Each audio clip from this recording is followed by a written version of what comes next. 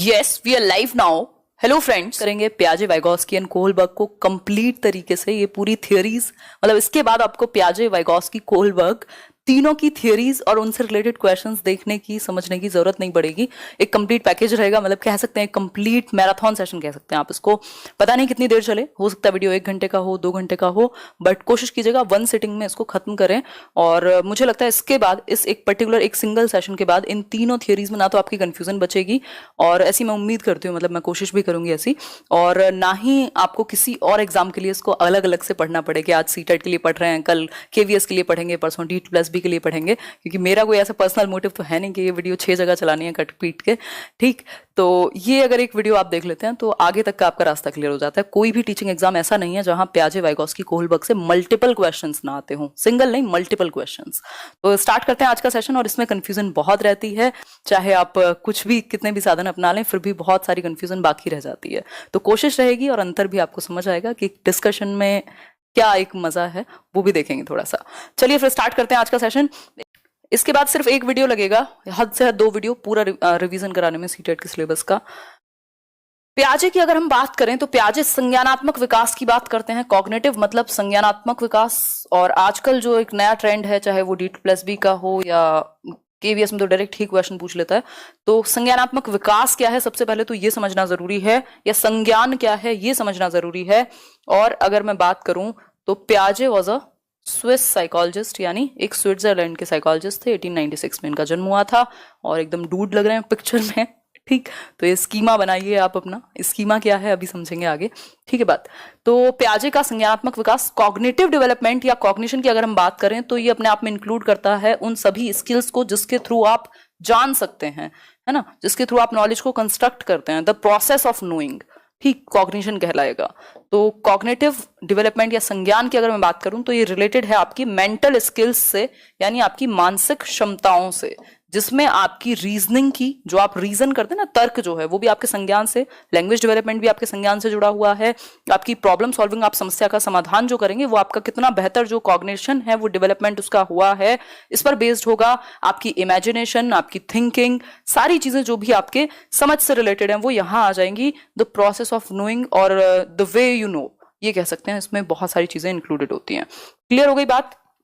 आगे बढ़ेंगे, next point पर बढ़ जाएंगे। अगर मैं बात करूं तो Piaget's theory tells us that the child is born with a mental और कॉग्निटिव स्ट्रक्चर, मतलब मेंटल स्ट्रक्चर हम कह सकते हैं, कॉग्निटिव स्ट्रक्चर हम कह सकते हैं, which develops and attains maximum growth around the age of 14 और 15। जो पियाजे की पूरी थियरी है उसका क्रक्स है ये कि बच्चा कुछ संज्ञानात्मक संरचनाएं लेकर के पैदा होता है, जो डेवलप होती हैं धीरे धीरे, और मैक्सिमम या पूरे तरीके से कह सकते हैं डेवलप हो जाते हैं 14-15 की एज में। इनकी 4 ही स्टेजेस हैं इनकी थियरी में, और वो 4 स्टेजेस 15 तक की एज की ही बात करती हैं कि हमारा जो संज्ञान है, हमारी जो समझ है प्रॉपर, वो कैसे 14-15 साल तक डेवलप हो जाएगी 4 स्टेजेस में। तो उसकी बात करेंगे अभी। सिंपल बात हो गई। तो बेसिकली और भी कुछ चीजें हैं जिसके बारे में पियाजे ने बात की है, बच्चों के थॉट पर उन्होंने बात की है। पियाजे की अगर मैं बात करूं तो पियाजे क्या है, एक कंस्ट्रक्टिविस्ट हैं, एक कंस्ट्रक्टिविस्ट हैं, रेडिकल कंस्ट्रक्टिविस्ट हैं, बट वो जानने की आपको जरूरत नहीं है।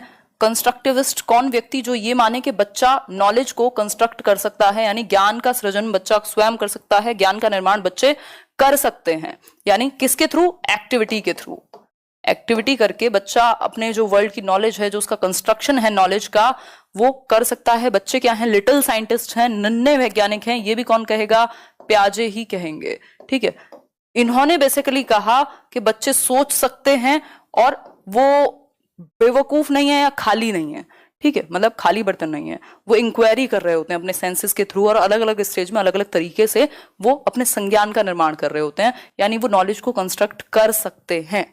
ठीक है, तो इन्होंने कहा कि बच्चे सोच सकते हैं, दे कैन थिंक इक्वली, जितना हम सोचते हैं, मतलब अमाउंट सेम है, बच्चे उतना ही अमाउंट में सोच सकते हैं जितना हम बड़े सोचेंगे, लेकिन प्रकार अलग होगा, यानी काइंड इज डिफरेंट।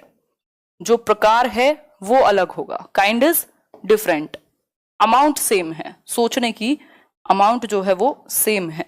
या फिर इसको हम कह सकते हैं कि क्वांटिटी सेम रहती है, जितने मान लीजिए थॉट्स, ये एक छोटा सा नैरो सा एग्जांपल है, बहुत बढ़िया पंकज जी, छोटा सा नैरो सा एग्जांपल है कि मान लीजिए आपके दिमाग में 10,000 थॉट आ रहे हैं तो उनके भी उतने ही आ रहे होंगे, ठीक। इस केस में आपके थॉट्स डिफरेंट तरीके के हो सकते हैं। हो सकता है आपकी ब्रेकअप प्रॉब्लम्स चल रही हो, आपके जीवन में कुछ आर्थिक समस्याएं चल रही हो, आपके जीवन में करियर को लेकर के कुछ प्रॉब्लम हो, आपके एग्जाम को लेकर के कुछ समस्या हो। उनका हो सकता है कुछ खिलौने पे सोच रहे हो कि मेरा आज टॉय टूट गया, मम्मी से डांट पड़ गई, या कुछ और सोच रहे हो, कुछ और कारस्तानी दिमाग में चल रही हो। लेकिन जो आपका अमाउंट है वो सेम है। अमाउंट सेम है यानी क्वांटिटी तो सेम है, मात्रा आपकी सेम है, लेकिन प्रकार अलग है, यानी क्वालिटी डिफरेंट है उनके थॉट्स की, ये कह सकते हैं। दोनों बार ये चीज पूछी भी गई है आपसे। क्लियर हो गई बात? यहां तक की बात बिल्कुल सिंपल हो गई होगी। बताओ एक बार यस और नो। हाँ, ठीक हो गई बात। मतलब बच्चे भी सोच सकते हैं, अमाउंट सेम है, क्वांटिटी सेम है, मात्रा सेम है, प्रकार अलग है। क्लियर बात? सिंपल हो गई बात। एक क्वेश्चन कर लें। क्वेश्चन है आपके सामने, अकॉर्डिंग टू पियाजे children's thinking differs in dash from adults. CTET में 2 बार ये 2 तरीके से पूछा जा चुका है। अगर मैं बात करूं पियाजे के अनुसार बच्चों की थिंकिंग किस चीज में डिफरेंट होती है, देन इन व्हाट। मतलब अकॉर्डिंग टू पियाजे children's thinking differs in dash from adults than in dash.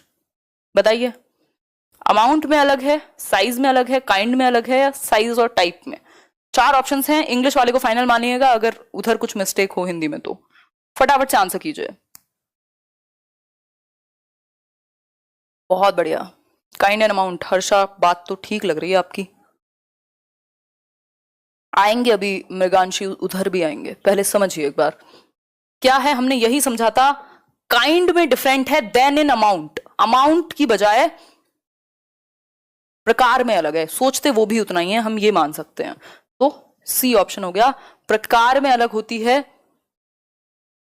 मात्रा की तुलना में। हिंदी में भी यही बात हो गई, ठीक। आगे बढ़ जाएंगे, तसल्ली से चलेंगे बिल्कुल। 4 एलिमेंट्स की बात की है, 4 तत्वों की बात की है पियाजे ने। स्टेजेस की बात पर अभी नहीं आए हैं हम। ये 4 फैक्टर्स हैं जिनकी बात वो करते हैं, ये स्टेजेस से अलग हैं, ठीक है बात। अगर मैं बात करूं तो एक है मैचुरेशन, भाई इन पर बेस्ड है जो आपकी इनकी पूरी थ्योरी है। जिन एलिमेंट्स को ये मानते हैं कॉग्निटिव डेवलपमेंट में काम आएंगे। मैचुरेशन यानी परिपक्वता, एक्सपीरियंस यानी जो एक्टिविटी आप करते हैं या अनुभव जो आप लेते हैं, बच्चा होगा, ठीक, एक्टिविटी कह सकते हैं। सोशल इंटरेक्शन यानी सामाजिक अन्योन्य क्रिया या अंतः क्रिया, और फिर है इक्विलिब्रेशन जिसमें आपकी वो पूरी प्रोसेस है अडेप्टेशन की, जिसमें हम पढ़ते हैं एसिमिलेशन, एकोमोडेशन, ये सारी चीजें, ठीक। तो ये कहानी है, नहीं होगी प्रियंका, ये कहानी है मैचुरेशन यानी परिपक्वता। बेसिकली पियाजे कहते हैं कि हेरिडिटी का प्रभाव होगा आपकी संज्ञानात्मक मैच्योरिटी पर। मतलब बच्चा जब तक मैच्योर नहीं होगा आप उसको नहीं सिखा सकते, इसीलिए वो स्टेजेस में सीखता है, क्योंकि स्टेजेस या एज के साथ उसकी समझ बढ़ रही है, एक्टिविटी करने की क्षमता बढ़ रही है, ठीक है बात। तो ये एक छोटी सी बात है, मतलब ये कहेंगे कि डिसकॉन्टिन्यूअस है जो आपका डेवलपमेंट है, स्टेजेस में होता है। ये वाला चार्ट आपको याद आया होगा, नहीं आया हो तो कर लीजिए कि स्टेजेस में होगा जो आपका डेवलपमेंट है। जेनेटिक एपिस्टेमोलॉजी को ये सपोर्ट करते हैं, मतलब जो आपका हेरिडिटी है वो अच्छा रोल प्ले करेगी कॉग्निशन में या कॉग्निटिव डेवलपमेंट में। तो जेनेटिक एपिस्टेमोलॉजी है कि बेसिकली कैसे जो ज्ञान का निर्माण है वो होगा, ठीक। सिंपल बात, इंग्लिश कल करेंगे यार, आज जो कर रहे हैं वो करिए पहले, बहुत इंपॉर्टेंट है, ठीक है। एक्सपीरियंस हमने समझ लिया, बच्चा एक्टिविटी करके सीखेगा। तीसरी चीज है सोशल इंटरेक्शन, जिसको हम कई बार गलत समझ लेते हैं कि पियाजे ने तो सोशल इंटरेक्शन के बारे में बात ही नहीं की, लेकिन ऐसा नहीं है। ये चारों प्रोसेस मिलकर के बेसिकली बच्चा फिजिकल एनवायरमेंट से इंटरेक्ट तो करेगा ना, जो भी एनवायरमेंट है आसपास उससे इंटरेक्ट तो करेगा, तो उससे समझ बनेगी, ठीक है। फिर है इक्विलिब्रेशन। इक्विलिब्रेशन मतलब इम्बैलेंस से बैलेंस की तरफ जाना। जो उसकी नॉलेज है वो जब नई चीजें देखेगा तो वो बैलेंस में है कि नहीं है, ठीक है। मतलब कंफ्यूजन टू क्लैरिटी जाना, ये कह सकते हैं। जब ठीक क्लियर बात हो गई यहाँ तक की, एक छोटी सी बात है, इसमें बहुत ज्यादा आपको डीप में भी पढ़ने की जरूरत नहीं है। हालांकि मैंने किसी एक मैराथन सेशन में बहुत डीप में इनको समझाया हुआ है, पर उतना नहीं पूछेगा, लेकिन ये 4 फैक्टर्स आपको पता होने चाहिए, बहुत जगह ये मिलेंगे भी नहीं। अब आपके सामने एक क्वेश्चन है, कोई बात नहीं खुशबू जी, एक क्वेश्चन है आपके सामने। In the context of language development which of the following areas was underestimated by पियाजे। अब लैंग्वेज के बारे में अगर मैं बात करूं, हमने अभी क्या समझा था, 4 चीजें थी यहां। 4 चीजें थी लेकिन यहाँ लैंग्वेज नहीं है इन 4 एलिमेंट्स में, क्योंकि प्याजे कहते हैं कि जो कॉग्निटिव डेवलपमेंट है उसकी वजह से भाषा विकास होगा, मतलब कितना बेहतर आपका संज्ञान, आपकी समझ, आपकी थिंकिंग, आपकी रीजनिंग, इन सब का डेवलपमेंट होगा, उतना ही बेहतर आपका लैंग्वेज डेवलपमेंट होगा, या कॉग्निशन से लैंग्वेज डेवलपमेंट जुड़ा हुआ है। इन्होंने ये नहीं कहा कि लैंग्वेज डेवलपमेंट से मदद मिल रही है कॉग्निटिव डेवलपमेंट में, जो कि वाइगॉस्की कहते हैं। ठीक है बात। तो यहां पर इस केस में जब इन चारों एलिमेंट्स में से लैंग्वेज पार्ट नहीं है, तो एक क्वेश्चन आता है आपके सामने, अकॉर्डिंग टू पियाजे theory which one out of the following will not influence one's cognitive development, यानी संज्ञानात्मक विकास को प्रभावित कौन सा एक कारक नहीं करता। अगर हम बात करें इन 4 ऑप्शंस की, फटाफट से आंसर कीजिए। पहला है लैंग्वेज, फिर है सोशल एक्सपीरियंस, मैचुरेशन, और देन आपका एक्टिविटी। आंसर कीजिए।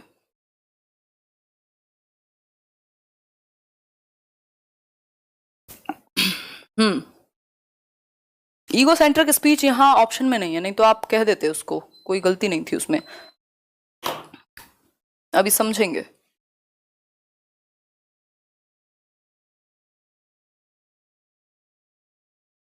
बिल्कुल ए ऑप्शन हो जाएगा, सिंपल। ठीक, भाषा। अगर मैं बात करूं तो इससे पहले और 2-3 चीजें जान लेते हैं। प्याजे ने, अगर भाषा की मैं बात करूं तो अभी हमने समझा था कि कॉग्निटिव डेवलपमेंट पे उन्होंने क्या कहा है कि जो कॉग्निशन है उसकी जितना बेहतर कॉग्निशन होगा, या कॉग्निशन की वजह से क्या हो रही है, लैंग्वेज का डेवलपमेंट होगा। और अगर इस केस में बात की जाए तो उन्होंने एक स्पीच की बात की है, एक भाषा की बात की है, वो है ईगो सेंट्रिक स्पीच, जो बच्चे में आ जाएगी 2 से 6 वर्ष के बीच में, जो आपका प्री ऑपरेशनल पीरियड है, अभी आगे समझेंगे। ये जो ईगो सेंट्रिक स्पीच है, अहम केंद्रित वाक है, वो कहते हैं कि इसका कोई इस्तेमाल नहीं है, इसका कोई यूज नहीं है कॉग्निटिव डेवलपमेंट में, या it is of no use, मतलब कोई इसका इस्तेमाल नहीं है। ये बस बच्चा सेल्फ सेंटर्ड है, इसीलिए खुद से बातें करता है बोल बोल करके। इसी को वाइगॉस्की ने प्राइवेट स्पीच कहा है, जो हम वाइगॉस्की की थियरी में समझेंगे। ठीक हो गई बात, आगे बढ़े, आगे बढ़े।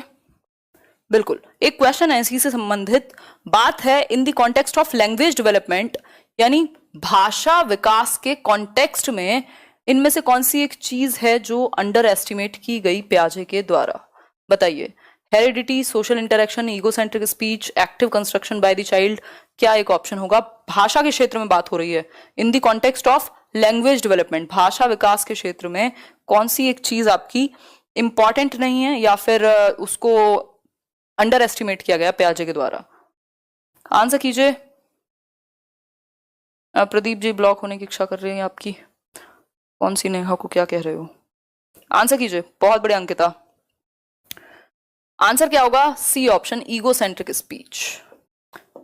ईगोसेंट्रिक स्पीच अंडर एस्टिमेट की गई, इसको इंपॉर्टेंस नहीं दी गई अगर मैं बात करूं लैंग्वेज डेवलपमेंट में। ठीक है, सिंपल बात, आगे बढ़ जाएं। ये हम कर चुके हैं डिस्कस। अब यहाँ पर 2 चीजें निकल के आती हैं जहां से ये पूरी कहानी शुरू होती है, जहां से सबसे ज्यादा क्वेश्चन पूछे जाते हैं। वो थोड़ा सा टेक्निकल हो गया, जो हमने अभी समझा है वो बहुत मुश्किल क्वेश्चन बनेगा, तब पूछेगा, नहीं तो जनरली नहीं पूछता। ठीक, अब यहां से अगर मैं बात करूं तो 2 चीजें हैं पियाजे की पूरी थियोरी में। एक तो है उनकी स्टेजेस, ये जो 4 स्टेजेस हैं जिनको मैं शॉर्ट फॉर्म में SPCF कह सकती हूँ। एक मिनट रुकिए, जिनका हम एब्रीवेशन बनाएं तो SPCF कहा जा सकता है। SPCF बोले तो sensory motor, pre operational, concrete operational and formal operational. ये 4 स्टेजेस हैं, जिन 4 स्टेजेस को गो थ्रू करके बच्चे का कॉग्निटिव डेवलपमेंट यानी उसके संज्ञान का विकास होगा, उसकी टोटल जो समझ है उसका विकास होगा, जिसके थ्रू वो जानेगा चीजें, नॉलेज का निर्माण करेगा। इन 4 स्टेजेस में लेवल बढ़ता जाएगा और उसका जो संज्ञान का स्तर है वो भी बढ़ता जाएगा। ठीक है, अगर मैं बात करूं नेक्स्ट पॉइंट की तो ये है कॉग्निटिव प्रोसेसेस। कॉग्निटिव प्रोसेसेस हैं, कुछ प्रोसेस भी तो है ना इन स्टेजेस में, जो प्रोसेस यूज होती हैं, जनरली जो प्रक्रियाएं हैं जो मदद करती हैं संज्ञानात्मक विकास में, या एलिमेंट्स भी हैं इसके, ये कह सकते हैं। क्या हैं वो? अगर मैं बात करूं तो कई सारे हैं, आपने हमेशा से सुना ही है, बहुत सारी कंफ्यूजन भी रहती है, चाहे वो स्कीमा हो, चाहे वो आपका एसिमिलेशन हो, एकोमोडेशन हो, एडेप्टेशन हो, ऑर्गेनाइजेशन हो, ये जितनी भी चीजें हैं वो सब कॉग्निटिव प्रोसेसेस हैं। अगर मैं बात करूं इक्विलिब्रेशन की, तो इक्विलिब्रेशन है कन्फ्यूजन टू क्लैरिटी जाना, यानी कॉन्फ्लिक्ट टू क्लैरिटी जाना। जो आपके दिमाग में है, जो बाहर है, वो दोनों बैलेंस में है, तो आप इक्विलिब्रेशन में हैं। अगर मैं इक्विलिब्रेशन की बात करूं तो इसमें दो चीजें आ जाती हैं। एक है आपका अडेप्टेशन की प्रोसेस, जिसमें ये पूरा आपका एसिमिलेशन और एकोमोडेशन आ जाएगा, और दूसरा है आपका ऑर्गेनाइजेशन, जिसका अपना कोई बहुत ज्यादा यूज नहीं है, बस वो स्कीमा को ऑर्गेनाइज फॉर्म में बनाए रखने का काम करेगा। अब इन सब चीजों को समझते हैं थोड़ा सा एक एक करके, ठीक है? समझिए एक बार। प्याजे नहीं होता तो हम वही डंडे से बच्चों को डील कर रहे होते शायद। देखिए एक बार, ये लैंग्वेज में भी पूछा जाता है हालांकि। आइए अब एसिमिलेशन समझते हैं। एसिमिलेशन, एकोमोडेशन, ये जो पूरी प्रोसेस है ये अडेप्टेशन की प्रोसेस है, ठीक है बात? इससे पहले स्कीमा समझ लीजिए। स्कीमा हिंदी में भी स्कीमा ही कहेंगे। अगर मैं बात करूं तो ये मेंटल स्ट्रक्चर्स हैं हमारे कुछ, मेंटल स्ट्रक्चर्स हैं हमारे कुछ, इसको क्या हो गया,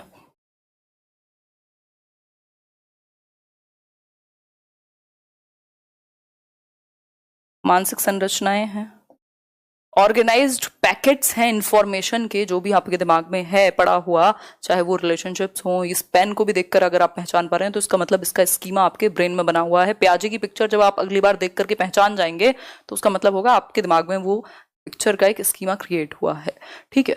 तो हम बेसिकली जिन चीजों को रिकॉग्नाइज कर पाते हैं इन स्ट्रक्चर्स की वजह से, ये जो स्टोर्ड नॉलेज है एक ऑर्गेनाइज्ड फॉर्म में, इसकी वजह से हम क्या कर पाते हैं, रिकॉग्नाइज कर पाते हैं, चीजों को समझ पाते हैं, देख पाते हैं, ठीक है? तो ये मेंटल स्ट्रक्चर्स हैं, पैकेट्स ऑफ इंफॉर्मेशन है, रूम्स ऑफ इंफॉर्मेशन है, जिनमें आपकी एग्जिस्टिंग नॉलेज को एक प्रॉपर तरीके से स्टोर किया गया है, ठीक है बात? अब ये जो स्कीमा है ये अपडेट होता रहेगा, एक जैसा तो रहेगा नहीं। अब ये अपडेट कुछ प्रोसेसेस हैं जिनके थ्रू होगा, जो अडेप्टेशन की प्रोसेस कहलाती है कंप्लीट, जिसमें ये एसिमिलेशन और एकोमोडेशन है। सिंपल आपसे पूछ लेगा तो आपको पता है एसिमिलेशन एंड एकोमोडेशन। अगर बात की जाए यहाँ तो एक एक करके समझते हैं। स्कीमा को हमने समझा एक ऑर्गेनाइज्ड होल है, एक ऑर्गेनाइज्ड स्ट्रक्चर है, जिसके बेसिस पे हम चीजों को पहचान पाते हैं, समझ पाते हैं, एक स्टोर्ड इंफॉर्मेशन है हमारे पास, ठीक है बात? अगर बात करें यहां एसिमिलेशन मतलब आत्मसात करना, आत्मसात करना, आत्मसात करना, और एकोमोडेशन इज समायोजन। इसमें सबसे ज्यादा कंफ्यूजन होती है हमें, ठीक है बात? अगर बात की जाए एसिमिलेशन मतलब आपकी जो प्रीवियस नॉलेज है आप उसमें कुछ ऐड कर रहे हैं, ठीक? ऐड किया, सिंपल आपने न्यू इंफॉर्मेशन को ऐड किया। एसिमिलेशन जो ऑलरेडी प्रीवियस आपका एग्जिस्टिंग स्कीमा है उसमें, ठीक? यानी आपको बर्ड का पता था, आपने कोई और बर्ड देखी और आपने देखा कि हाँ ये भी, ये ईगल है, ये भी बर्ड्स में ही आ जाएगा, तो आपने उस कैटेगरी में ऐड कर लिया, ठीक है बात? लेकिन अगर मैं बात एकोमोडेशन की करूं तो कई बार आपको जो ये स्कीमा है जो प्रीवियसली बना हुआ है उसको मॉडिफाई करना पड़ता है, उसको एडजस्ट करना पड़ता है, उसको नए तरीके से बनाना पड़ेगा। कैसे? मान लीजिए आपको कैट का तो पता था, लेकिन आपने, ये बहुत ही रेट्रो एग्जांपल है, कैट आपको पता था, आपने कैट देखी, 2-3 कैट्स देखी, बिल्लियां, और आपने कहा ये भी कैट है, ये भी कैट है, ये भी कैट है, ठीक है? ये ब्लैक कलर की कैट है, ये ऐसी कैट है, ये आपने एसिमिलेट किया हुआ था। लेकिन आपने एक दिन डॉग को देखा और आपने कहा ये बड़ी सी कैट है, ये बड़ी सी कैट है क्योंकि इसके भी 4 पैर हैं, एक पूंछ है ना? अब इस केस में क्या हुआ, आपने कहा ये डॉग है एसिमिलेशन के बेसिस पे, लेकिन मतलब कैट है, लेकिन किसी ने कहा नहीं ये डॉग है, ये डिफरेंट होता है, इसकी आवाज अलग होती है ना? या उसने भौंकना शुरू किया तो आप एकदम डिसइक्विलिब्रियम में चले गए कि यार ये तो कैट तो ऐसे नहीं करती थी, ठीक? तो उस केस में आपको ठीक करना पड़ेगा, अपनी जो प्रीवियस नॉलेज है उसमें बदलाव करना पड़ेगा, ठीक? मतलब मॉडिफिकेशन करना पड़ेगा, मॉडिफाई करना पड़ेगा, मैनिपुलेट करना पड़ेगा, एडजस्ट करना पड़ेगा, ठीक है? जिनको इसको समझने में बहुत दिक्कत होती है, सिंपल तरीके से याद रख सकते हो। यदि आपको ऐड करना है इंफॉर्मेशन में, ऑलरेडी एग्जिस्टिंग स्कीम में कुछ न्यू इंफॉर्मेशन को ऐड करना है, सिंपल एसिमिलेशन, यानी आपने आत्मसात कर लिया। समायोजन में एडजस्टमेंट होगा, परिवर्तन होगा, चेंज होगा, मॉडिफिकेशन होगा, है ना? अगर वर्ड लिखा हो मॉडिफिकेशन, एडजस्टमेंट, मैनिपुलेशन, ये सारी जितनी भी चीजें हैं वो एकोमोडेशन में आती हैं। वहां आप सिर्फ ऐड कर ले रहे हैं आसानी से, वहां कॉन्फ्लिक्ट क्रिएट नहीं होगा, ठीक है बात? क्लियर हो गई यहां तक की बात? अगर बात की जाए इक्विलिब्रेशन की, जब आप किसी चीज को ऐड कर लेते हैं, जैसा कि आपने कैट के केस में किया, आपने एक दूसरे तरह की कैट देखी और आपने उसको इंक्लूड कर लिया, आपने कहा ठीक है, आपने एक और नई नई कैट देखी, मतलब एक बिल्ली को देखा, आपने कहा कैट है, तो मतलब आप इक्विलिब्रियम में हैं। इक्विलिब्रियम में मतलब बैलेंस में है, संतुलन में है। क्यों है संतुलन में? क्योंकि जो आपके दिमाग में है और जो आपने बाहर देखा दोनों बराबर की स्थिति में है, यानी बैलेंस में है, एक संतुलन बना हुआ है दोनों में। लेकिन आपके सामने एक नई सिचुएशन आई, आपके सामने एक डॉग आया, एक कुत्ता आया और उसने भौंकना शुरू किया और आप समझ नहीं पाए, या किसी ने आपको कहा कि ये कैट नहीं है, तुम इसको कैट मत समझो, ये डॉग है। अब आपके दिमाग में इस नई सिचुएशन ने क्या किया? डिसइक्विलिब्रियम क्रिएट कर दिया, डिसबैलेंस बना दिया। अब आप बैलेंस की स्थिति में नहीं है, जो आपके दिमाग में है और जो बाहर है वो दोनों चीजें मैच नहीं कर रही, तो आप डिसइक्विलिब्रियम में है, ठीक, असंतुलन की स्थिति में है। कब आएंगे संतुलन में? जब आप उसमें परिवर्तन कर लेंगे, कुछ मॉडिफिकेशन कर लेंगे, कुछ एडजस्ट कर लेंगे। कैसे करेंगे? एकोमोडेशन की प्रोसेस है यही, है ना। फिर आप एकोमोडेट करेंगे, नहीं कुत्ता होता है ऐसा और कैट होती है ये दोनों अलग हैं। अब आपने उसको बड़ी कैट नहीं मान लिया, आपने एक नया स्कीमा क्रिएट किया या एडजस्ट किया अपने पुराने स्कीमा में, ठीक है बात, तो ये एकोमोडेशन कहलाएगा। सिंपल बात, क्लियर हो गई बात? बहुत बढ़िया जसवंत सिंह जी, यहां तक कोई समस्या हो तो बताओ। स्पीड थोड़ी सी तो फास्ट रहेगी, तो रिवीजन के तौर पे भी आप इसको ले सकते हो, कोई बात नहीं काजल, एक दो बार देखोगे तो समझ में आ जाएगा। अगर पहली बार देख रहे हो तो हो सकता है प्रॉब्लम हो, बिल्कुल ही, अगर या हिंदी वालों को भी प्रॉब्लम हो रही है, ठीक है, मैं और थोड़ा सा इसमें ट्रांसलेट करके चलूंगी, ठीक है, बहुत बढ़िया, चलिए सही है। जितने लोग देख रहे हैं लाइक, उससे ज्यादा बहुत ही अच्छी बात है। तो यहां तक कोई समस्या हो तो बताओ एक बार, मैं कमेंट देख पा रही हूँ। समझ आ गया, ठीक है, नाम वाम का छोड़ दो अभी, कंफ्यूजन बताओ, नहीं तो फिर डाउट क्लियर नहीं हो पाएगा। नॉट इन नो इशू, चलिए बहुत बढ़िया, ठीक है। एसिमिलेशन बेसिकली सिंपल है, जब आपने अपनी एग्जिस्टिंग नॉलेज में ऐड किया, अपने स्कीमा में ऐड किया, जो प्रीवियसली आपका एक स्कीमा बना हुआ है उसमें आपने कुछ ऐड किया, न्यू इन्फॉर्मेशन को ऐड किया, दैट इज एसिमिलेशन, यानी आपने आत्मसात कर लिया, जोड़ लिया उसी ज्ञान में। और आप जब मॉडिफाई करना पड़े, आपको परिवर्तन करना पड़े पुराने ज्ञान में, जैसे अगर जो एक बर्ड है, एक चिड़िया है, वो बच्चे को पता है, उसने एक स्कीमा बनाया हुआ है किसका? बर्ड का, लेकिन उसने किसी दिन एक छोटे से या छोटे से क्या बड़े से एरोप्लेन को भी उड़ते देखा, तो उसने कहा कि यार ये भी क्या है? एक बर्ड है। अब उसको ये एसिमिलेट तो उसने कर लिया था बर्ड को, लेकिन उसने क्या किया? वो डिसइक्विलिब्रियम में आ गई जब उसने ये कहा कि हेलीकॉप्टर को देख करके या एक एरोप्लेन को देख करके कि ये भी एक बर्ड है, तो उसको फिर उसको ठीक करने के लिए मॉडिफिकेशन करना पड़ेगा, या तो एक हेलीकॉप्टर का अलग एक स्कीमा क्रिएट करना पड़ेगा, यानी एकोमोडेट करना पड़ेगा पुराने ज्ञान में, एडजस्टमेंट करना पड़ेगा, एज इट इज ऐड नहीं कर लिया, उसको मॉडिफाई करना पड़ेगा, ठीक है बात। आगे बढ़ जाएंगे इसी बात पर। अब 4 स्टेजेस दिए प्याजे ने, जहां से सबसे ज्यादा क्वेश्चंस बिल्कुल आंख बंद करके बिल्कुल धड़ाधड़ क्वेश्चंस पूछे जाते हैं। संज्ञानात्मक विकास के चरण हैं ये, अगर मैं बात करूं तो। अब इन चरणों की अगर हम बात करने लग जाएं तो 4 स्टेजेस हैं प्याजे की, SPCF, ठीक है बात। SPCF यानी सेंसरी मोटर, इसको इंद्रिय गामक अवस्था कहेंगे, जन्म से 2 वर्ष। फिर है प्री ऑपरेशनल यानी पूर्व संक्रियात्मक अवस्था 2 से 7 वर्ष। फिर है कॉन्क्रीट ऑपरेशनल यानी मूर्त संक्रियात्मक अवस्था, जहां लॉजिक आ जाएगा बच्चे में, वो है 7 से 11 वर्ष, इसको स्कूल एज भी कह सकते हो। फॉर्मल ऑपरेशनल है औपचारिक संक्रियात्मक अवस्था 11 से 15 वर्ष, ये हाईएस्ट लेवल है आपके कॉग्निटिव डेवलपमेंट का, जो हमने शुरुआत में बात की थी कि 15 साल तक जो वो कॉग्निटिव स्ट्रक्चर है वो अपने हाईएस्ट पोटेंशियल तक पहुंच जाता है, और मैक्सिमम लेवल तक ये कह सकते हैं, और यहाँ डिडक्टिव थॉट भी आ जाएगा आपका, ठीक है। तो आगे बढ़ेंगे, देखें कुछ चीजों को एक एक करके, इन स्टेजेस की विशेषताएं देख लेते हैं, है ना, इनमें क्या विशेषताएं हैं और क्या स्पेशलिटी है अलग अलग स्टेज की, जहां से आपसे चीजें पूछी जाती हैं और कंफ्यूजन भी रहती है, क्योंकि अलग अलग बुक्स में भी चीजें अलग अलग दी हुई हैं। अगर मैं बात करूं सेंसरी मोटर की, तो इसको इंद्रिय गामक कह सकते हैं, और भी इसके कई नाम मिल जाएंगे आपको, हिंदी में कई कई नाम होते हैं एक चीज के, ठीक है।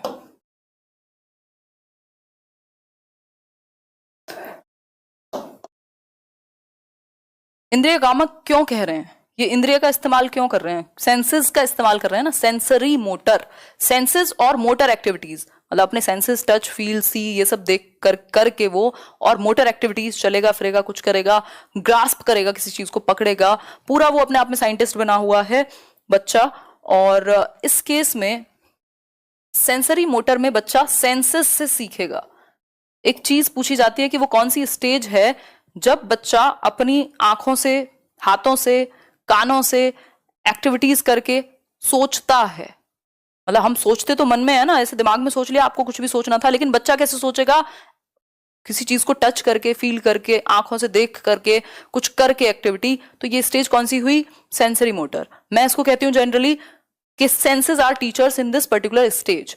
मतलब कि जो आपकी इंद्रियां हैं वही आपके लिए आपके टीचर्स का काम कर रही हैं इस स्टेज में, क्योंकि बच्चा जो अपनी दुनिया की समझ है वो कैसे बनाएगा? जन्म से 2 वर्ष में चीजों को टच करेगा, फील करेगा, कहीं हाथ में कुछ गर्म लगेगा तो उससे दूर हटेगा।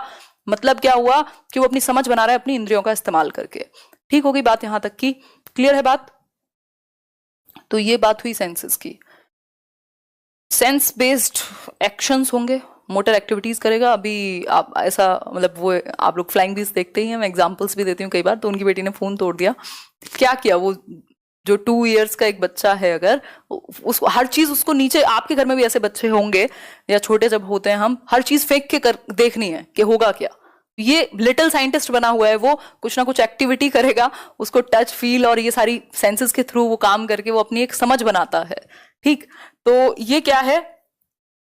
सेंसेस का यूज करके अपनी समझ बना रहे हैं बच्चे, क्यूरियस हैं कि अच्छा क्या होगा। ठीक, आपने भी कुछ कुछ चीजें खराब की होंगी बचपन में। क्लियर हो गई बात? बिल्कुल। इसके अलावा अगर मैं बात करूं तो एक चीज आती है जो बहुत ही कॉमन और बहुत ही इंपॉर्टेंट है, ऑब्जेक्ट परमानेंस। ऑब्जेक्ट परमानेंस यहां आ जाती है, आप लोग कंफ्यूजन में ना रहिएगा। ठीक, ऑब्जेक्ट परमानेंस यानी वस्तु स्थायित्व। वस्तु स्थायित्व मतलब वस्तु स्थायी हो गई। मान लीजिए इस पेन से बच्चा खेल रहा था 9 महीने से पहले, उसके बाद धीरे धीरे डेवलप होगा ये, लेकिन इस स्टेज में आ जाएगा।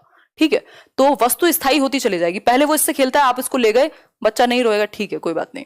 लेकिन जैसे ही जो मेमोरी है, जो स्मृति है उसके दिमाग में, वो डेवलप हो रही है, तो इस चीज के लिए वो बाद में रोएगा, खेलेगा, या आपने छिपाया है तो उसको ढूंढने का प्रयास करेगा।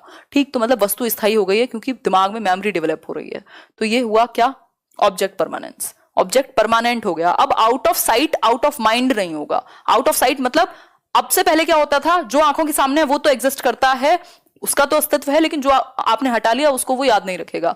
लेकिन अब अगर आप सामने से भी लगे तब भी वो उसके लिए रो सकता है, या उसके दिमाग में उसकी एक जो परमानेंट मेमोरी है वो बन गई है एक तरीके से।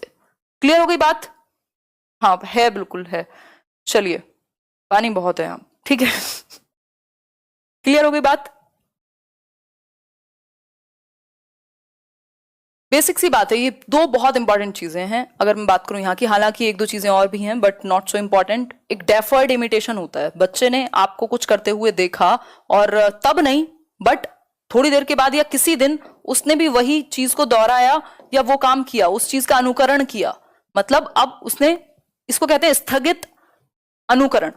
तभी के तभी नहीं, पापा को शेव करते हुए देखा तो वो भी किसी दिन शेव करने में लगा हुआ है क्योंकि उसने देखा था।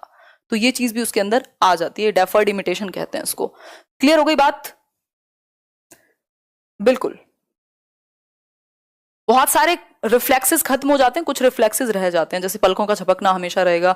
बहुत सारे रिफ्लेक्स एक्शंस होते हैं स्टेज में, इस स्टेज में धीरे धीरे जाके खत्म हो जाते हैं। ठीक है, जैसे वो रूटिंग रिफ्लेक्स होता है वो खत्म हो जाता है। रूटिंग रिफ्लेक्स क्या होता है? ऐसे टच करोगे तो बच्चा ऐसे करेगा। ठीक, ये बेसिक बात है। रिफ्लेक्स एक्शंस होते हैं जो अनैच्छिक क्रियाएं बोलते हैं आई थिंक, जिन पर हमारा कंट्रोल नहीं, ऑटोमेटिक होती हैं, जैसे आपका हार्ट बीट।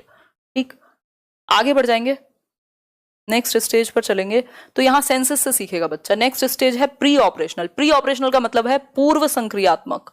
पूर्व संक्रियात्मक मतलब लॉजिक आने से पहले।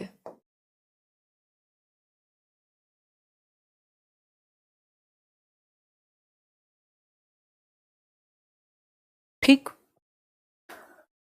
बिल्कुल क्लियर, बहुत बढ़िया फरा। देखिए, पूर्व संक्रियात्मक 2 से 7 वर्ष है। अब धीरे धीरे धीरे धीरे बच्चे में बाकी चीजें भी डेवलप होंगी क्योंकि उसका कॉग्निटिव लेवल बढ़ रहा है ना, वो पीछे थोड़ी जा रहा है, उसकी समझ बढ़ रही है। ठीक, एक्टिविटीज कर करके वो सीख रहा होगा। लिटिल साइंटिस्ट ऐसी थोड़ी कहा है प्याजे ने। तो पूर्व संक्रियात्मक की अगर मैं बात करूं तो इसमें एक चीज आती है भयंकर तरीके से, वो है ईगो सेंट्रिक स्पीच। जो लैंग्वेज के टर्म में अगर हम बात करें, ईगो सेंट्रिक स्पीच। ठीक, ईगोसेंट्रिक स्पीच है कि बच्चा ईगोसेंट्रिक होता है, या स्पीच भी हटा दो तो आप कह सकते हो कि ईगोसेंट्रिसिज्म है। ठीक, ईगोसेंट्रिक स्पीच तो है ही, मतलब ईगोसेंट्रिक है तो ऑब्वियसली स्पीच भी ईगोसेंट्रिक ही होगी। ईगोसेंट्रिक क्या होता है? अहम केंद्रित कह सकते हैं इसको हम, अहम केंद्रित कह सकते हैं, मतलब सेल्फ सेंटर्ड कह सकते हैं एक तरीके से, या ये कह सकते हैं कि वो खुद को सेंटर मानेगा अपने वर्ल्ड का। वो सोचेगा जैसा मैं फील करता हूं वैसा ही सब फील करते हैं, जो चीज मेरी फेवरेट है वो सबकी फेवरेट है ना, और वो वर्ल्ड का सेंटर है, ऐसा कह सकते हैं, वो अपनी दुनिया का एकदम केंद्र है, ये कह सकते हैं। ठीक, तो इस केस में वो मतलब दूसरे का पर्सपेक्टिव नहीं समझ पाएगा, ये कह सकते हैं। और वैसे भी इतना छोटा बच्चा है, कहाँ से बात आ गई, लेकिन फिर भी हम कह सकते हैं कि जो परिपेक्ष है दूसरे का, या जो नजरिया जिसको हम कह रहे हैं, या वो हर चीज को खुद से फील करके देखेगा। मतलब अगर उसका मन है खेलने का, या उसे चॉकलेट पसंद है, तो पापा का कैसा भी मूड है, उसको चॉकलेट पसंद है तो उसे लगेगा इनको भी यही काम पसंद होगा जो मैं करता हूं अभी। ठीक, तो बेसिकली वो हर चीज को खुद को हर चीज के सेंटर में रखेगा, केंद्र में रखेगा। तो ईगो सेंट्रिक है यानी सेल्फ सेंटर्ड है, ये कह सकते हैं।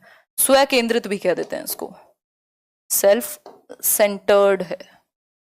ठीक है बात, सिंपल बात, शेयर नहीं करना चाहेगा चीजों को एग्जैक्टली। बहुत बढ़िया, सही है प्रिया।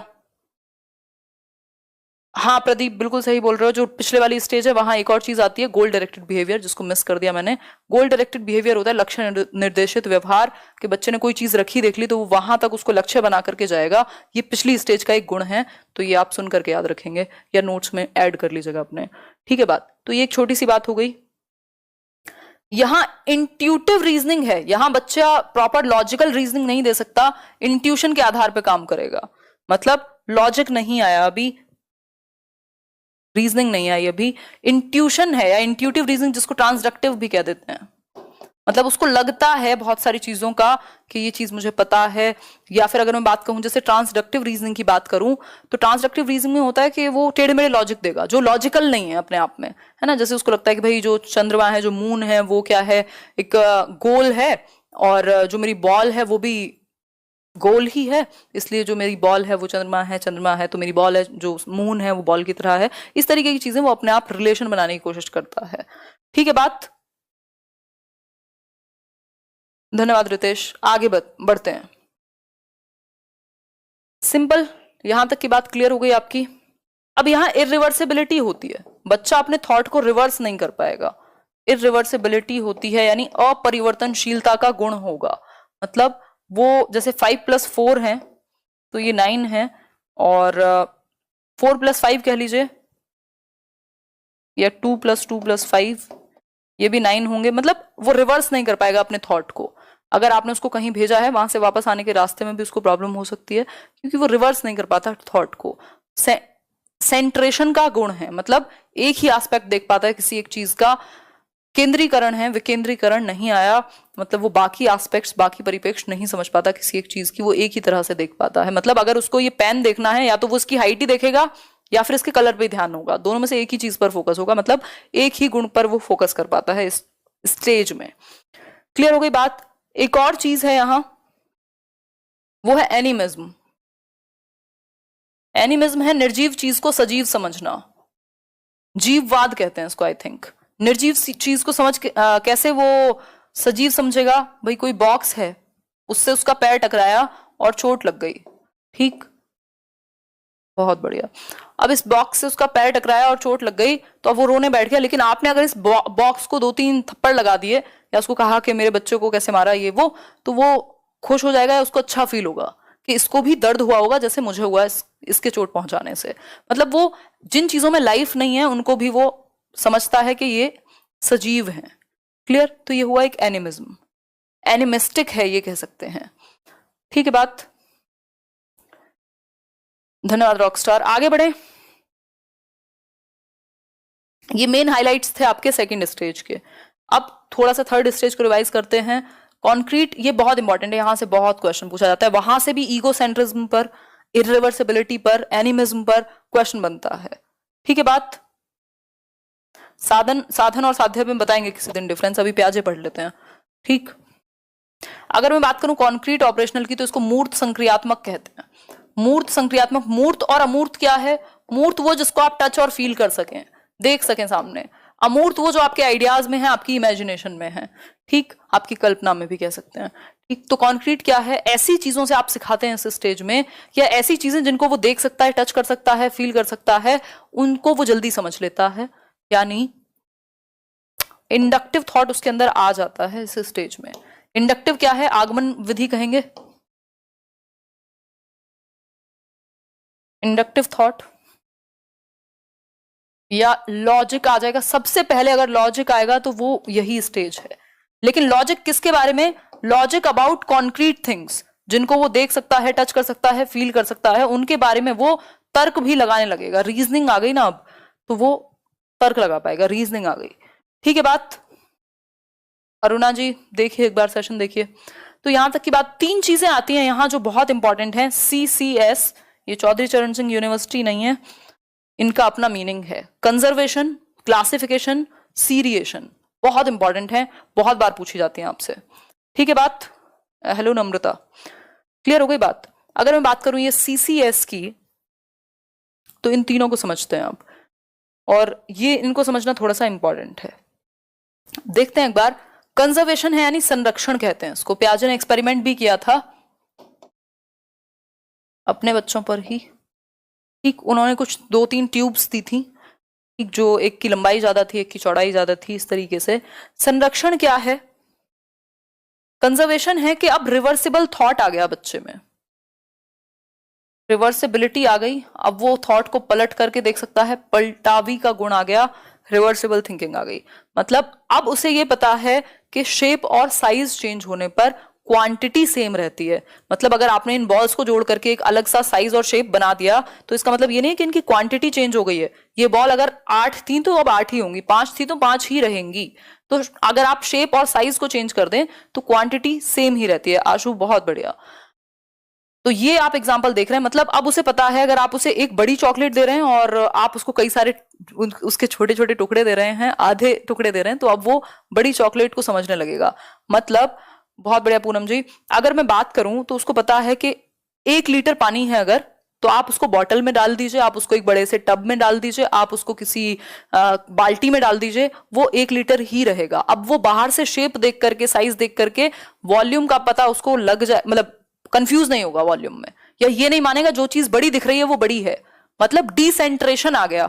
अब वो बाकी एस्पेक्ट भी देखेगा, अब सिर्फ एक चीज के आधार पर वो जज नहीं करेगा। मतलब हम कह सकते हैं कि जैसे कहते हैं ना कई बार बच्चों को कि वो 10 रुपए का नोट उनको एक सिंगल लगेगा इस उम्र से पहले, 7 से 11 वर्ष से पहले। और अगर 5 साल का बच्चा है, 3 साल का बच्चा है, तो उसको लगेगा यार ये एक नोट मतलब कम है। अगर 5 सिक्के दे दिए 2-2 के या 1-1 के भी, तो उसको लगेगा ये ज्यादा है। इसका मतलब क्या है? कंजर्वेशन नहीं आया। अगर कंजर्वेशन आ जाएगा तो उसको पता है, फिर आप उसको ऐसे बेवकूफ नहीं बना सकते, ठीक। क्लियर हो गई बात यहां तक की?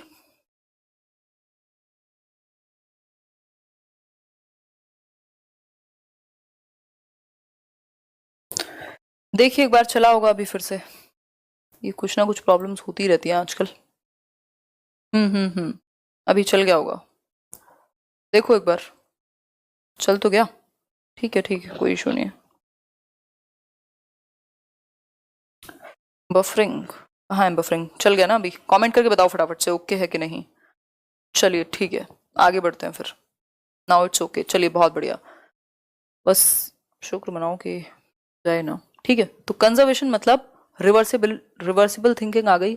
अब वो क्वांटिटी और क्वांटिटी का बेसिकली वो कॉन्सेप्ट समझेगा कि क्वांटिटी और साइज शेप चेंज करने पर अमाउंट सेम रहती है। इस पर हम एक क्वेश्चन भी करेंगे, ठीक है बात। तो अगर मैं बात करूं तो ये एक छोटी सी बात हुई, कह सकते हैं। एक क्वेश्चन है आपके सामने। प्याजे proposes that pre-operational children are unable to conserve. He attributes this inability to which one of the following factors? मतलब प्याजे कहते हैं कि जो प्री ऑपरेशनल बच्चे हैं, प्री ऑपरेशनल स्टेज के 2 से 6 या 7 वर्ष तक के बीच में, वो कंजर्व नहीं कर पाते। जो अभी हमने संरक्षण का गुण समझा है वो उनमें नहीं होता। ये जो इनेबिलिटी है ये किस कारणवश है, क्या रीजन है इसका? Irreversibility of thought, inability of hypothetico deductive reasoning, personal fable, या फिर lack of high level abstract reasoning? बताइए एक बार। डिसेंट्रेशन को भी करेंगे एक्सप्लेन, पहले आंसर कीजिए एक बार फटाफट से। बहुत बढ़िया, ओके है, वॉइस और पिक्चर्स अलग अलग हैं, क्या कर सकते हैं अब तो। सिंपल है, इरिवर्सिबिलिटी ऑफ थॉट। वो अपने विचार को आगे पीछे नहीं कर पा रहा, रिवर्स नहीं कर पाता अपने थॉट को, सिर्फ एक ही एस्पेक्ट देखेगा। अगर किसी चीज को कलर के बेसिस पे देखता है तो वो कलर के बेसिस पे ही देखेगा, उसके दूसरे एस्पेक्ट भूल जाएगा कि उसकी शेप कैसी है, साइज कैसी है, कैसा है। उसको हम डिसेंट्रेशन कहते हैं, ठीक है बात। तो ये एक छोटी सी बात हुई यहाँ। मतलब कंजर्वेशन क्या है कि आपने मान लीजिए सेम दो तरह के ग्लास थे, मतलब एक जैसे ग्लास थे दोनों, एक ग्लास में से जो भी जूस है उसको एक पतली सी ट्यूब में डाला जो लंबी है, बट अमाउंट सेम है इसकी। तो अगर बच्चे ने ये कहा कि ये जो बड़े वाला है यही ज्यादा है, इसका मतलब वो प्री ऑपरेशनल थॉट में है, 2 से 7 वर्ष में है, अभी उसमें रिवर्सिबिलिटी नहीं आई, अभी उसमें कंजर्वेशन नहीं आया, यानी संरक्षण नहीं आया। लेकिन अगर वो समझ जाए कि दोनों बराबर ही हैं, कोई भी यूज कर लीजिए, तो वो कॉन्क्रीट ऑपरेशनल में है, लॉजिक आ चुका है, और अब वो क्या कहें उसको, कंजर्व कर सकता है, संरक्षण है उसके सामने। आवाज अलग आ रही है, अरे यार ये सब प्रॉब्लम्स भी ना मजा खराब कर देती हैं पूरे सेशन का। देखो एक बार, अभी चल रहा होगा, ठीक हो जाएगी थोड़ी बहुत देर में। मैं भी देखूं जरा क्या समस्या है। आवाज अलग, पिक्चर अलग, अच्छा जी रुको 1 मिनट, लेट मी चेक।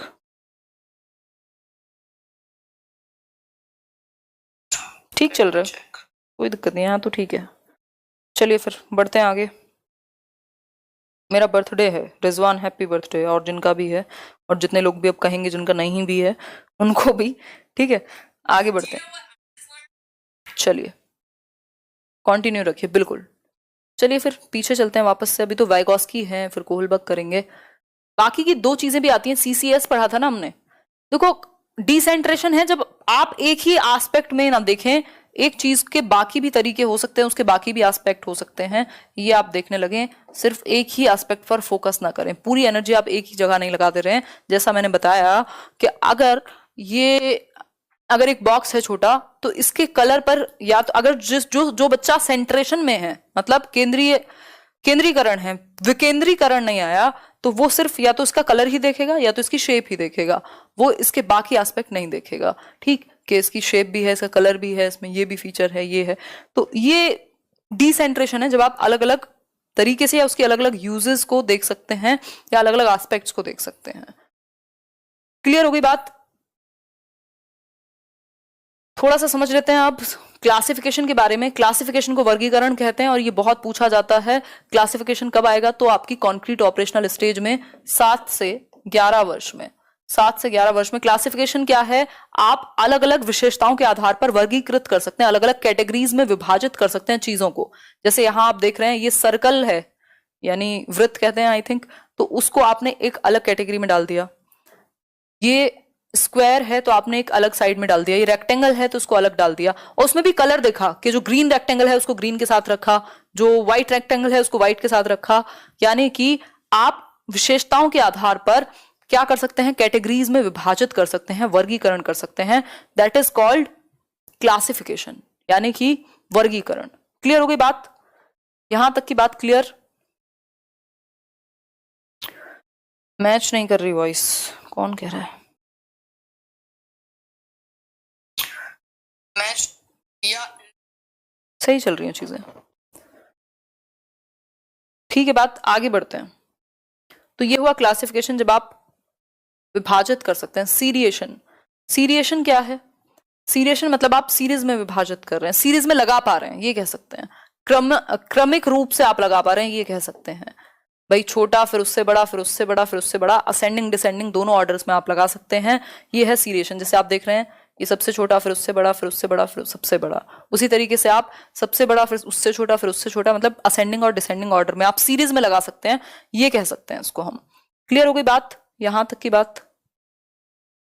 तो ये एक बेसिक सी बात है, ये क्वेश्चन हम कर चुके हैं। अब आती है 4th स्टेज, जिसके बाद प्याजे खत्म, फिर हम वाइगॉस्की पर जाएंगे और कोहलबर्ग को बहुत अच्छे से करेंगे। अगर मैं बात करूं यहाँ, तो ये 4th स्टेज है, फॉर्मल ऑपरेशनल। ये आखिरी स्टेज है अगर मैं बात करूं प्याजे की। सब कुछ ठीक है, अनामिका कह रही है। अपना रिफ्रेश कर लीजिए, जो कनेक्शन है एक बार बंद करके वीडियो फिर से चला लीजिए, तो शायद ठीक हो जाएगी जो प्रॉब्लम है वॉइस मिसमैच की। फॉर्मल ऑपरेशनल है औपचारिक संक्रियात्मक अवस्था। औपचारिक संक्रियात्मक अवस्था। ठीक है बात। मतलब अब ये हाईएस्ट लेवल है कॉग्निटिव डेवलपमेंट का, जहां बच्चे में इंडक्टिव डिडक्टिव दोनों तरह के थॉट आ चुके हैं। इंडक्टिव तो पहले ही आ गया था। कॉन्क्रीट चीजों को लेकर के हमने एक बात डिस्कस की थी, लॉजिक आया है बच्चे में, वो रीजनिंग लगा पाएगा, लेकिन कहाँ? उन चीजों को जिनको वो देख सकता है, टच कर सकता है, फील कर सकता है। लेकिन अगर मैं बात करूं यहाँ के एब्स्ट्रैक्ट चीजों को लेकर के लॉजिक कब आएगा, तो वो आएगा फॉर्मल ऑपरेशनल स्टेज में, क्योंकि एब्स्ट्रैक्ट थिंकिंग, अमूर्त चिंतन जो है वो यहीं डेवलप होगी। एब्स्ट्रैक्ट मतलब आप ऐसे विषयों पर भी, ऐसे जटिल विषयों पर भी सोच सकते हैं जो आपके सामने ना हो, जो आपसे रिलेटेड ना हो, दूसरों के पूरे पर्सपेक्टिव्स, उनसे रिलेटेड फीलिंग्स, सारी चीजें आप समझ सकते हैं। तो एब्स्ट्रैक्ट थिंकिंग आ जाएगी इस स्टेज में, ये कह सकते हैं हम। यानी अमूर्त चिंतन, वो चीजें जो आइडियाज में हैं, जो इमेजिनेशंस में हैं, उन पे भी आप सोच पा रहे हैं। तो एब्स्ट्रैक्ट चीजों के बारे में लॉजिक कब आएगा? तो फॉर्मल ऑपरेशनल में। कॉन्क्रीट चीजों के बारे में लॉजिक कब आएगा? तो वो आएगा आपका कॉन्क्रीट ऑपरेशनल में। या सिंपल पूछ ले लॉजिक कब आएगा, तो कॉन्क्रीट ऑपरेशनल में। लेकिन जैसे ही वर्ड लिखा हो एब्स्ट्रैक्ट, एब्स्ट्रैक्ट मतलब अमूर्त, तो समझ जाओ बात कि बात हो रही है फॉर्मल ऑपरेशनल की। ठीक, हाँ आयु गलत है, सही बोल रहे हो आप, ये गलती से टाइप हो गया होगा। 11 से 15 इसको लिख लेना, 11 ईयर्स एंड अबव लिख लेना। ठीक है बात, क्लियर हो गई बात? 11 साल से 15 वर्ष। कोई बात नहीं गौरव, फिर से देखना, नेटवर्क ठीक नहीं है। अच्छा कोई बात नहीं, क्या कर सकते हैं, भूख लग रही है, खा लो जाके, लेके बैठ जाओ। ठीक, तो ये एक सिंपल सी बात हुई। एब्स्ट्रैक्ट थिंकिंग, डिडक्टिव लॉजिक आ जाएगा। और अगर मैं बात करूं, एक दो चीजें और आती हैं, हाइपोथेटिको डिडक्टिव रीजनिंग, मतलब साइंटिफिक थिंकिंग आ जाएगी, ये कह सकते हैं। हाइपोथेसिस वो कर सकता है, ऐसे कॉम्प्लेक्स टॉपिक्स पर वो सोच सकता है जो उसके सामने नहीं है ना, जो इकोनॉमिस्ट में पाई जा सकती है। अगर कोई इकोनॉमिस्ट आपसे 5 साल पहले ये घोषणा करे कि जो इकोनॉमी है वो डाउन जाएगी, तो मतलब क्या है कि उसने एक ऐसा एनालिसिस किया है जो हाइपोथेटिकल है, जो परिकल्पना है, जो उसके एक्सपीरियंसेस के बेसिस पे है, जो ऐसा नहीं हवा में तीर है, लेकिन कुछ साइंटिफिक स्टडी या कुछ उसकी साइंटिफिक थिंकिंग है जो वो आगे तक का देख पाएगा। या जितनी भी रिसर्च वगैरह कर रहे हैं साइंटिस्ट, वो सब कह सकते हैं हाइपोथेटिको डिडक्टिव लॉजिक का यूज किया जाता है। ठीक है बात, ये एक छोटी सी बात हो गई। अब बात कर लेते हैं लेव वाइगोस्की की। इनकी थियरी है सोशियो कल्चरल अप्रोच। ये भी कॉग्निटिव डेवलपमेंट की बात करते हैं, बट प्याजे रेडिकल कंस्ट्रक्टिविस्ट हैं, ये सोशल कंस्ट्रक्टिविस्ट हैं। ये समाज से बच्चा निर्माण करेगा नॉलेज का। ये कहेंगे कि समाज और संस्कृति के साथ अंतःक्रिया करके, इंटरेक्शन करके आप अपनी समझ को विकसित करते हैं, ऐसा वाइगोस्की कहेंगे अपने कॉग्निटिव डेवलपमेंट में, यानी इनके संज्ञानात्मक विकास के सिद्धांत पर। ठीक है बात, ठीक हो गई बात, सिंपल बात। अब मुझे नहीं लगता कोई प्रॉब्लम होगी आप लोगों को, आवाज में अभी पूरा क्लियर दिख रहा है। चलिए, ये तो बहुत खुशी की बात है। आगे बढ़ जाएं, वाइगोस्की पर आए। कोई डाउट हो कहीं तो पूछ लो एक बार। पानी पी लो। जी धन्यवाद, thank you so much. Session चलेगा, आराम से बैठो, थोड़ा पेशेंस बना करके। ऑप्शन अलग अलग मिल जाएंगे, ये सारे प्रीवियस ईयर में करा दूंगी सीटेट के, टेंशन ना लो। सीडीपी के लिए टेंशन क्यों लेते हो? चलिए बहुत बढ़िया। हाँ, क्या समझ में नहीं आया वो भी लिखना जरूरी है।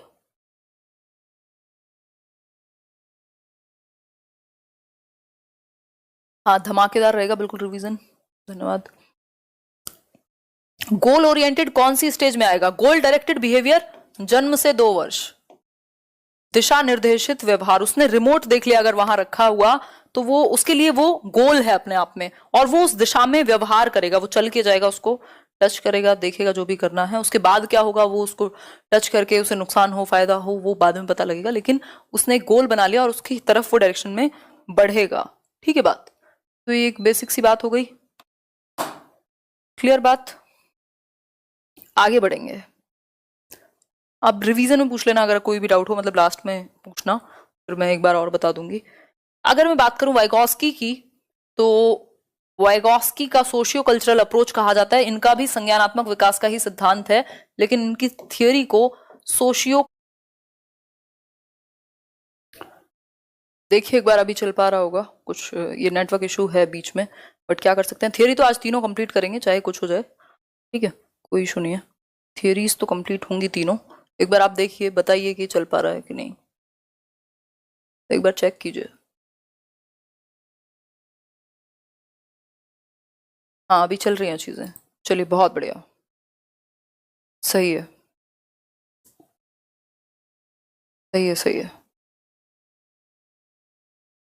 हाँ देखिए एक बार, वाइगॉस्की की अगर मैं बात करूं तो सामाजिक सांस्कृतिक सिद्धांत दिया है इन्होंने, कहा है समाज और संस्कृति के साथ अन्योन्य क्रिया करके, अंतः क्रिया करके, इंटरैक्ट करके हम सीखते हैं। ये रशियन साइकोलॉजिस्ट थे, याद रखने के लिए आपके स्कीमा में फिट हो जाएगा। सिर्फ 38 वर्ष की अवस्था में इनका देहांत हो गया था, लेकिन बहुत एमिनेंट काम किया इन्होंने। एक सोशल कंस्ट्रक्टिविस्ट हैं, सामाजिक रचनावादी हैं। ये बात करेंगे कि समाज के साथ इंटरेक्शन करके रचना करेगा बच्चा अपने संज्ञान की, अपनी नॉलेज की। सोशल और सोसाइटी और कल्चर पर ये बहुत ज्यादा फोकस करेंगे। अब इनके कुछ कुछ मेन इंपॉर्टेंट एस्पेक्ट्स हैं, उनको समझ लेते हैं। इन्होंने 3 एस्पेक्ट्स की बात की है अपनी थियोरी में, 3 चीजें बहुत इंपॉर्टेंट बताई हैं। वो 3 चीजें क्या हैं? एक तो है सोशल इंटरेक्शन, यानी सामाजिक अन्योन्य क्रिया। आप समाज के साथ अंतः क्रिया करते हैं, सामाजिक अंतः क्रिया,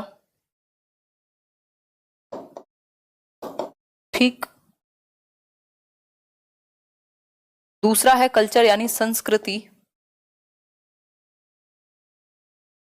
आपकी जो संस्कृति है, जो धरोहर चली आ रही है आपकी वन जनरेशन टू अनदर, ठीक। लैंग्वेज मतलब भाषा। तो भाषा क्या है? एक टूल बताया इन्होंने संज्ञानात्मक विकास का, जबकि वाइगॉस्की ने, सॉरी, प्याजे ने उसको बहुत ज्यादा इंपॉर्टेंस नहीं दी। तो इस केस में अगर मैं बात करूं, हाँ बिल्कुल स्पीड तेज कर लेंगे, कोई दिक्कत नहीं, अभी आप लोग देखिए थोड़ा सा। अगर मैं बात करूं तो 3 एस्पेक्ट बताए हैं कि समाज के साथ अंतः क्रिया करके बच्चा सीखेगा। मतलब जब आप समाज बड़े होते हैं, सोशल इंटरेक्शन के थ्रू ही आपकी लैंग्वेज डेवलप हो रही है। मतलब आप समाज में हैं, आप लोगों से बात करते हैं, और आपसे बहुत सारी ऐसी चीजें हैं जो आप ग्रुप्स में सीखते हैं। तो ये ग्रुप को काफी फोकस करेंगे, एक दूसरे को कोऑपरेट करके सीखने पर काफी फोकस करेंगे। संस्कृति से जो हमारी धरोहर चीजें चली आ रही हैं उनसे सीखने पे काफी फोकस करेंगे। और लैंग्वेज को एक टूल बताएंगे संज्ञानात्मक विकास का, जिससे आपकी समझ जो है वो बेहतर होगी। परस्पर सहयोग की बात करेंगे, बिल्कुल सही लिखा है आपने पुष्कर जी। आगे बढ़ेंगे, तो ये 3 चीजें हुई। अब वाइगॉस्की की बात लैंग्वेज के ऊपर देख लेते हैं। वाइगॉस्की ने कहा है कि लैंग्वेज कहां से डेवलप होती है? सोशल इंटरेक्शन से। सोशल इंटरेक्शन मतलब जब आप समाज के साथ इंटरेक्ट करते हैं, भाई आपकी मम्मी पापा भाई बहन कोई भी रिश्तेदार अगर घर पर आएगा तो वो बात आपसे किस में करेंगे? भाषा में। तो ऐसे ही आप इंटरेक्ट कर करके, अंतःक्रिया कर करके उनके साथ भाषा को सीख लेते हैं। तो लैंग्वेज की डेवलप होने में बहुत बड़ा रोल किसका है? समाज का है, सामाजिक अंतःक्रिया का है। बिल्कुल सही बात है Usha ji. Vygotsky viewed language as man's greatest tool for communicating with the outside world. ये जो व्यक्ति है उसके लिए, ह्यूमन के लिए लैंग्वेज क्या है? सबसे बड़ा टूल है जिसके थ्रू आप अपनी बात को कम्युनिकेट कर सकते हैं, अपनी बात को आगे तक के लिए संजो करके रख सकते हैं। ठीक, आगे बढ़ेंगे नेक्स्ट पॉइंट पर। इन्होंने 3 प्रकार की लैंग्वेज की बात की है। अगर मैं बात करूं, 3 फॉर्म्स की बात की है लैंग्वेज की, जो आपका 1 नंबर का क्वेश्चन लैंग्वेज में भी आता है। सोशल स्पीच यानी सामाजिक वाक, प्राइवेट स्पीच यानी निज वाक या व्यक्तिगत वाक कह सकते हैं, और फिर है साइलेंट इनर स्पीच। इसको हिंदी में नहीं पता क्या कहेंगे, बट इंपॉर्टेंट है। तीनों टाइप्स को समझ लेते हैं। ये कहानी को छोड़ दीजिएगा, इसको बाद में पढ़ लीजिएगा नोट्स में या पीडीएफ में। अगर मैं बात करूं यहाँ, तो इन तीनों प्रकार को समझेंगे 1 मिनट का समय लगेगा बस। देखते हैं एक बार। जो वाइगॉस्की के अनुसार 3 प्रकार की स्पीच है। ये 3 प्रकार कौन से हैं? स्पीच के ये फॉर्म्स हैं, यानी भाषा के प्रकार हैं वाइगॉस्की के अकॉर्डिंग। पहला है प्राइवेट,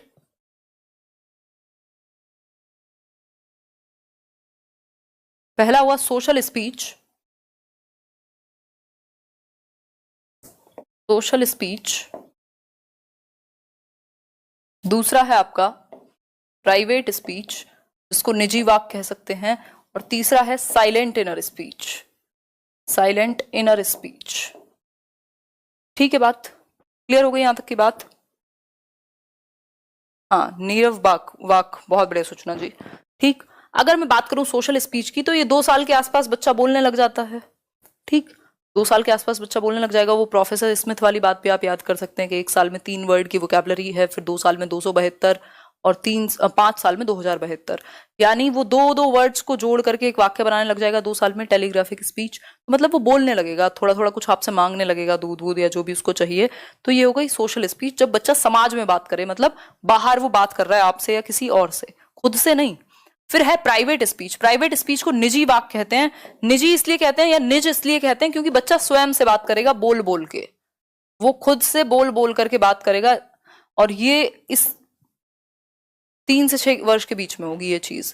फिर 7 साल के आसपास साइलेंट इनर स्पीच आ जाती है, मतलब अब उसको बाहर बोलने की जरूरत नहीं है, वो मन में ही किसी के बारे में कुछ भी सोच सकता है जैसे हम लोग सोचते हैं, मतलब जो स्पीच है वो साइलेंट हो गई और अंदर चली गई, इनर चली गई।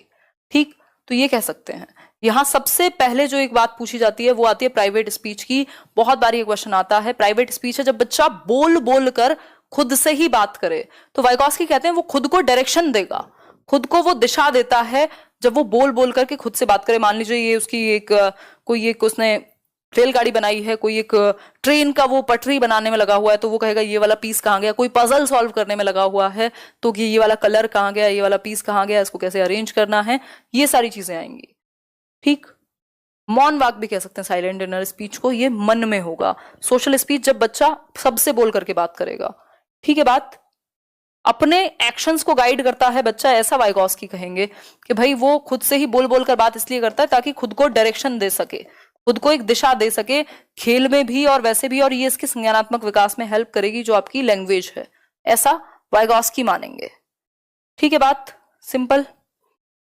रिफ्रेश करके चलाओ या फिर से चलाओ यार, मेरे फोन में तो सब कुछ ठीक चल रहा है, पता नहीं आप लोगों को कैसे आगे पीछे लग रहा है, क्या कर सकते हैं, इंटरनेट है। फिर है सम अदर इंपॉर्टेंट टर्म्स, कुछ और टर्म्स हैं जो वाइगॉस्की ने जिनके बारे में बात की है, बहुत शॉर्ट में समझते हुए चलेंगे, फिर कोहलबर्ग की थ्योरी पर समझेंगे। जोन ऑफ प्रॉक्सिमल डेवलपमेंट, एक दायरा है जहां तक आपका संभावित विकास का क्षेत्र है, ये यहां तक आप सीख सकते हैं, मतलब आप सीटेट क्रैक कर सकते हैं, ये आपके जोन में है, संभावित विकास के क्षेत्र में है कि यहां तक संभावना है आपका विकास हो सकता है। ठीक, लेकिन इसमें कुछ चीजें ऐसी होंगी जहां पर आप खड़े हुए हैं, है ना, जिनको आप स्वयं कर लेते हैं। इस गोले के अंदर आपको किसी की हेल्प की जरूरत नहीं है, जैसे कई ऐसे सब्जेक्ट होंगे जिनमें आपको किसी की हेल्प की जरूरत नहीं है, कुछ क्वेश्चन ऐसे होंगे जो आप खुद ही कर लेते हैं। ठीक, तो वो हो गई आपका ये सेंटर, लेकिन आप यहां तक पहुंच सकते हैं और इसके बाहर आपसे खुद सॉल्व नहीं होता। अगर किसी की मदद मिल जाए तो आप सॉल्व कर लेंगे, चाहे वो लेट्स लर्न हो, कोई कोचिंग हो, कोई और व्यक्ति हो जिसने क्रैक किया हो, कोई बुक हो, कुछ भी हो सकता है। मतलब आपको स्कैफ फोल्डिंग मिल जाए, ये जो मदद है इसको स्कैफ फोल्डिंग कहते हैं, मचान कहते हैं, पाड़ कहते हैं हिंदी में। ठीक, तो अगर आपको स्कैफ फोल्डिंग यानी क्यूज मिल गए, कुछ हिंट्स मिल गई, किसी ने आपकी मदद कर दी। अब ये एज में आपसे बड़ा हो सकता है, छोटा हो सकता है। प्याजे एज को बहुत ज्यादा इंपॉर्टेंस देते हैं, वो कहेंगे अगर एज से पहले आप नहीं सीख सकते, लेकिन वाइगॉस्की कहेंगे कि एज का कोई यहाँ मैटर नहीं है, आप अपने से बड़े से छोटे से किसी से भी सीख सकते हैं, बस शर्त यह है कि वो उस फील्ड में आपसे ज्यादा जानता हो, उस एरिया में आपसे ज्यादा जानता हो। बहुत बढ़िया मोहम्मद अकरम। तो ये एक बेसिक सी बात हो गई। अगर मैं बात करूं स्कैफ फोल्डिंग की, स्कैफ फोल्डिंग हमने अभी समझा वो प्रोसेस जिसमें मदद दी जाए, हिंट दी जाए, जिससे आप अपने ZPD में पहुंच सकें। आप सीटेट क्रैक कर जाएंगे, बस आपको एक मदद की जरूरत है। कुछ चीजें ऐसी हैं जो आप खुद कर लेते हैं, जो आप खुद कर लेते हैं और जो किसी की मदद से पहुंचते हैं, इन दोनों के बीच का डिफरेंस ही है आपका स्कैफ फोल्डिंग। और ये स्कैफ फोल्डिंग देगा कौन? ये स्कैफ फोल्डिंग तो एक प्रोसेस हुई ना, प्रक्रिया तो एक प्रोसेस थोड़ी ना इंसान होता है या कोई एक व्यक्ति है, ये प्रोसेस है स्कैफ फोल्डिंग की। जिसको देगा कौन? मोर नॉलेजेबल अदर, वो व्यक्ति जो आपसे ज्यादा जानता हो उस एरिया में। एज का कोई यहां मैटर नहीं है, ये आपसे छोटा हो सकता है, आपसे बड़ा हो सकता है। ठीक है बात, तो ये एक बेसिक सी बात हो गई। क्लियर बात? बहुत बढ़िया जी, आप लोग इतनी संख्या में भी जुड़े हुए हैं इतने नेटवर्क के खराबी के बाद। और मैं भी खड़ी हुई हूँ गर्मी में इतनी सारी लाइट्स के साथ, क्योंकि जो है पता नहीं आजकल क्या हो रहा है दिल्ली में, लाइट कभी भी चली जाती है, अब तो फैन चला ही नहीं सकते आप वीडियो बनाते समय। खैर, यहां तक की बात हो गई। आज करके जाएंगे, चाहे कितना भी कुछ नेटवर्क इशू हो, इलेक्ट्रिक कट हो, कुछ भी हो। हाँ बिल्कुल प्रशांत, कह सकते हैं। तो ये एक सिंपल सी बात हो गई। भाई क्या होता है, कई बार आप किसी क्वेश्चन में अटक रहे होते हैं मैथ्स में, तो आपको सारा पूरा क्वेश्चन सॉल्व करके ना दे, आपका जो स्कैफ फोल्ड है या आपका जो मोर नॉलेजेबल अदर है, कोई टीचर हो सकता है, आपके कोई दीदी भैया हो सकते हैं, वो क्या करें, उस स्टेप में आपको मदद कर दें। तो स्कैफ फोल्डिंग क्या है? एक ऐसी प्रोसेस है जिसमें या तो आपको प्रॉब्लम को हाफ सॉल्व कर दिया, कोई क्लू दे दिया आपको, कोई हिंट दे दी, जिससे फिर आप खुद करने लग जाएं। ये तब तक मदद दी जाती है, ये मदद ऐसी मदद है वो तब तक दी जाएगी जब तक आप स्वयं नहीं करने लग जाते। जैसे आप साइकिल चलाना सीखते हैं तो उस केस में क्या होता है कि आप तब तक वो पीछे से पकड़ेगा एक व्यक्ति जब तक आप खुद से चलाना नहीं सीख जाते।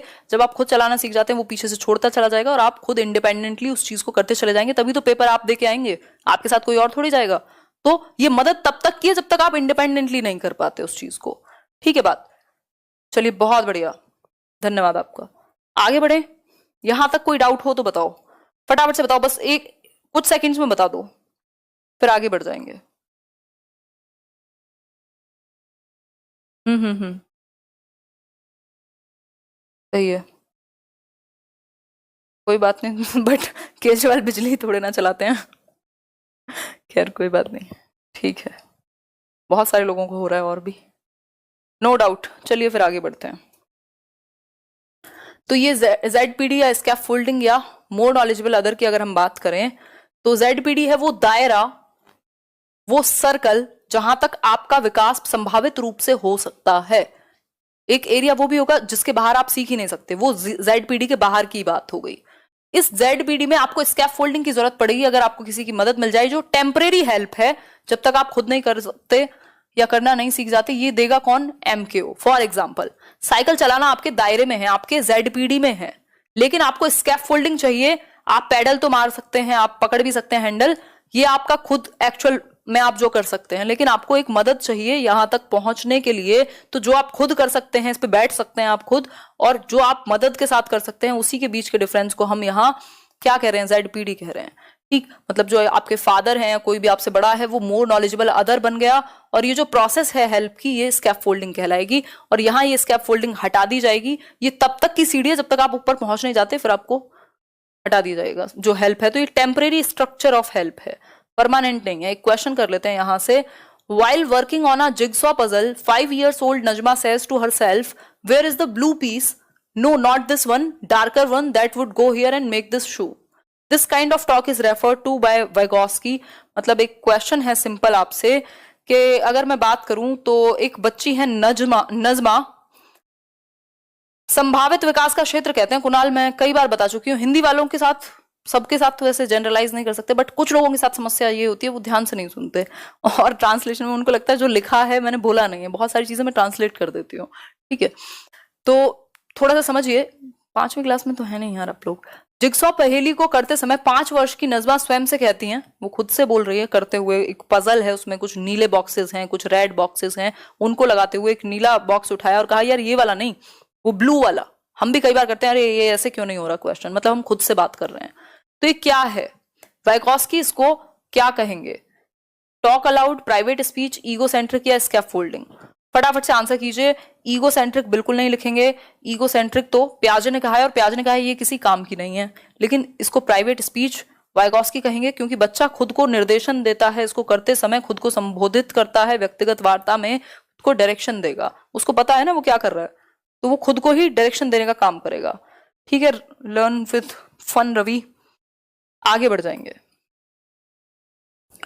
Giving cues to children and offering support as and when needed is an example of. मतलब आप बच्चों को क्लू दे रहे हैं, आवश्यकता पड़ने पर सहयोग दे रहे हैं, हिंट दे रहे हैं, और ये चाहे एक एग्जाम्पल की फॉर्म में हो सकता है। ये किसका एग्जाम्पल है? ये जो आप टेम्परेरी हेल्प दे रहे हैं, ये मॉडलिंग का एग्जाम्पल है, स्कैफोल्डिंग का, रीइंफोर्समेंट का, या कंडीशनिंग का? आंसर कीजिए फटाफट से, फिर आगे बढ़ेंगे। स्कैफोल्डिंग एग्जैक्टली, इसमें कोई डाउट नहीं है। ये मचान या पाड़ या फिर ढांचा कह सकते हैं कि ये टेम्परेरी हेल्प है। ये टेम्परेरी हेल्प है, हमेशा नहीं। आपको वहां हेल्प दी जाएगी जहां पर आप अटक रहे हैं, और उतनी दी जाएगी जब तक आप खुद इंडिपेंडेंटली नहीं कर लेते किसी चीज को। आगे बढ़ जाते हैं नेक्स्ट पॉइंट पर। वाइगॉस्की की थियरी हम खत्म कर चुके हैं, अब हम आएंगे कोहलबर्ग का। ये कोहलबर्ग पर, ये आज के लिए लास्ट थियरी होगी। What is MKO? More knowledgeable other क्या है? MKO is the flexibility of a facilitator. MKO refers to anyone who has better understanding or a higher ability level than the learner. या फिर MKO refers to the ability of children to make use of knowledge. या फिर MKO is the abbreviation for more knowledgeable operations. Other होता है, operations नहीं होता। बताइए एक बार फटाफट से आंसर करके, फिर खत्म तो नहीं करेंगे अभी, 15-20 मिनट में और नेक्स्ट थियरी को समझेंगे। किसी ने पूछा भी था, उसमें डाउट है आपको कोहलबर्ग में, उसको भी क्लियर करेंगे। यार ये माइक बिल्कुल कस जाता है। हम्म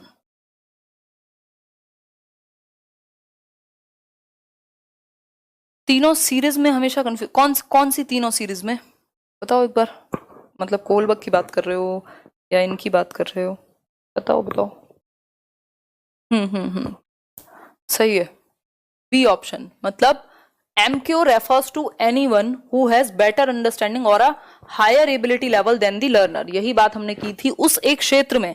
हो सकता है आप खाना बनाना मुझसे अच्छा जानते हो सकता है आप कुछ और किसी और से अच्छा जानते हो, लेकिन कुछ ना कुछ ऐसा होगा जो उस एक पर्टिकुलर व्यक्ति के बारे में विशेष होगा। यानी कि ऐसा कुछ हो सकता है जो आप हर किसी से सीख सकते हैं, या किसी से कुछ ना कुछ सीखा जा सकता है। तो वो कुछ ना कुछ का मतलब है जिस फील्ड में कोई एक व्यक्ति आपसे ज्यादा जानता हो, आपसे अंडरस्टैंडिंग बेहतर हो, आपसे लेवल एबिलिटी का जो लेवल है वो बेहतर हो, तभी तो आप उससे सीख पाएंगे ना। तो इस केस में ये हो गई एक छोटी सी बात कि ये मोर नॉलेजेबल अदर वो व्यक्ति है जो आपसे ज्यादा जानता है। आगे बढ़ जाएंगे और कोहलबर्ग पर आ जाएंगे। अब कोहलबर्ग की बात कर लेते हैं, ये आज के लिए लास्ट है। कोहलबर्ग की थियरी बड़ी इंटरेस्टिंग सी थियरी है और इसको समझेंगे, मतलब रिवाइज करेंगे। अगर पुराने वीडियोस ना देखे हो देख लेना, वो बहुत छोटे छोटे तरीके से एक एक वीडियो, ये पूरा कंप्लीट रिवीजन के लिए वीडियो अच्छा है। हम्म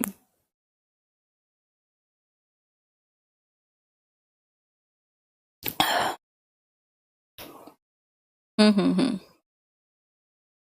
प्री ऑपरेशनल में सीखेगा वो, सिंबॉलिक थॉट की अगर हम बात कर रहे हैं तो। सही है सही है, बहुत बढ़िया आबा। चलिए फिर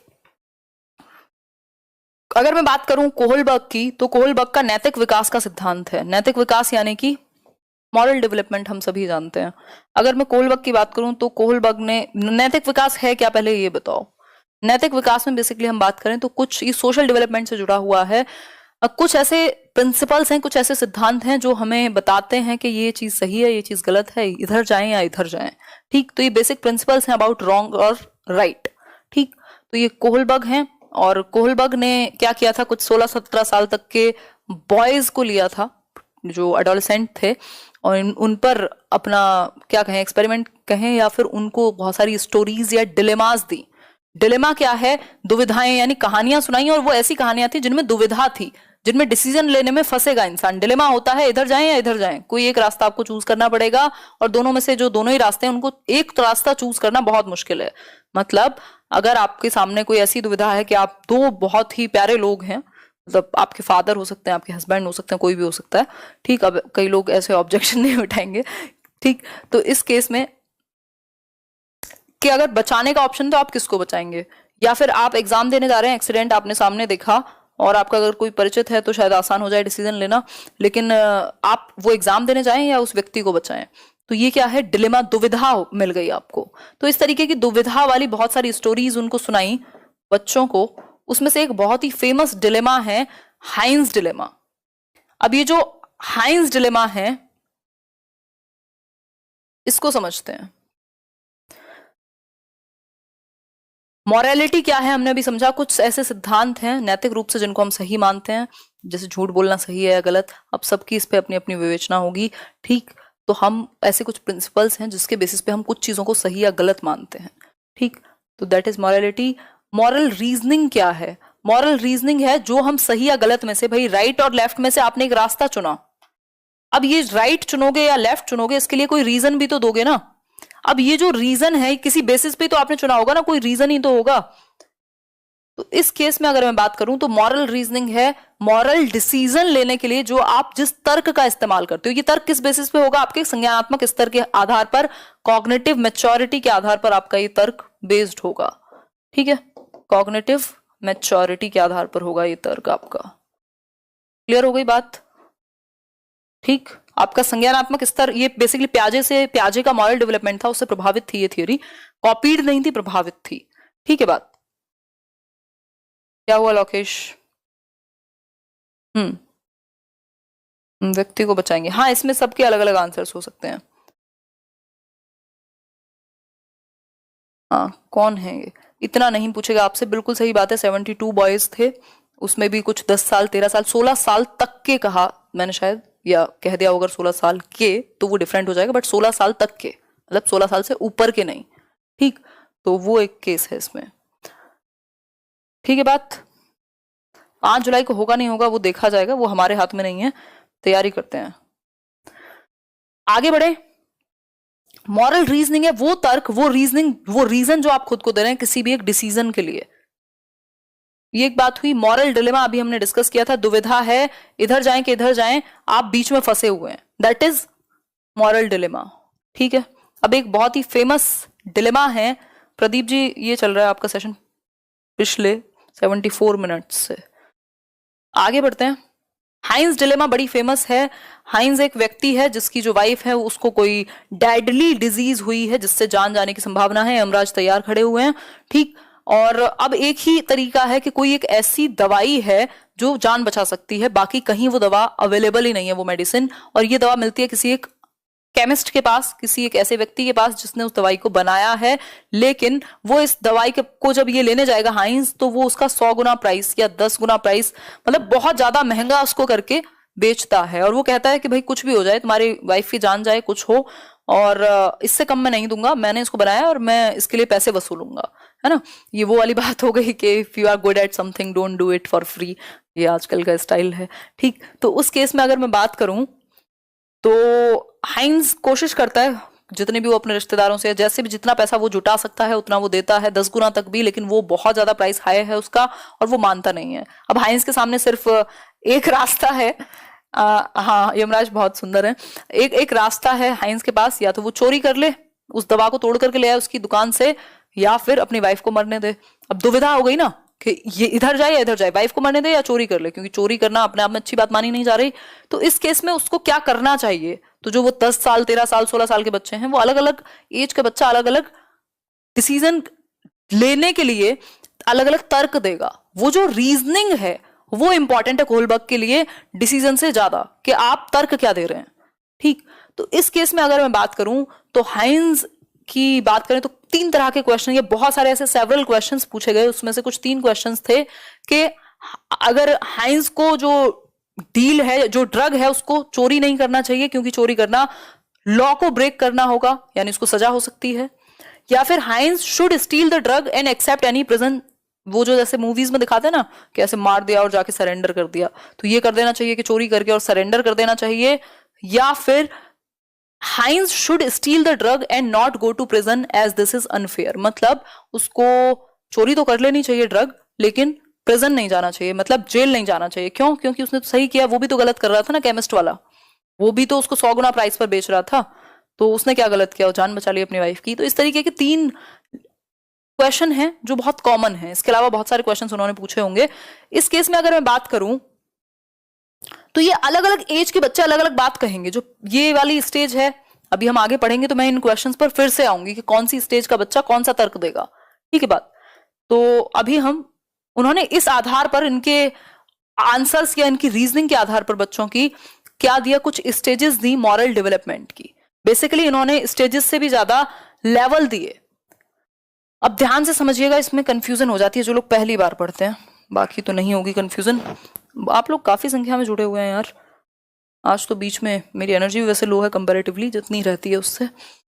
देखिए एक बार अगर मैं बात करूं तो कोहलबर्ग ने लेवल दिए, स्तर कह सकते हैं। कितने लेवल दिए? 3 लेवल दिए, 3 स्तर हैं मॉरलिटी के। ये लेवल 1 है, ये लेवल 2 है और ये लेवल 3 है। लेवल 1 को कहा गया प्री कन्वेंशनल, यानी कन्वेंशन से पहले, यानी पूर्व पारंपरिक, पूर्व पारंपरिक। दूसरे को कहा गया कन्वेंशनल यानी पारंपरिक। तीसरा है पोस्ट कन्वेंशनल यानी उत्तर पारंपरिक। ये 3 लेवल हैं। अब इन 3 लेवल्स में 2-2 स्टेजेस हैं। कोहलर अलग है, कोहलर वो वोल्फगैंग कोहलर है, वो इंसाइटफुल लर्निंग है, वो डिफरेंट गेस्टाल्टवाद है, ये मॉरलिटी पे थियोरी है। ये कोहलबर्ग है ना, जैसे विलियम स्टर्न और स्टर्नबर्ग अलग हैं, उसी तरीके से कोहलर और कोहलबर्ग अलग हैं, है ना। Don't mix mangoes with apples, नहीं तो खिचड़ी बन जाएगी, ठीक है। तो ये प्रैक्टिस से आएगा, ये जो कंफ्यूजन में क्लैरिटी है। अगर मैं बात करूं तो हर एक लेवल पे 2-2 स्टेजेस हैं, हर एक लेवल पे 2-2 स्टेजेस हैं।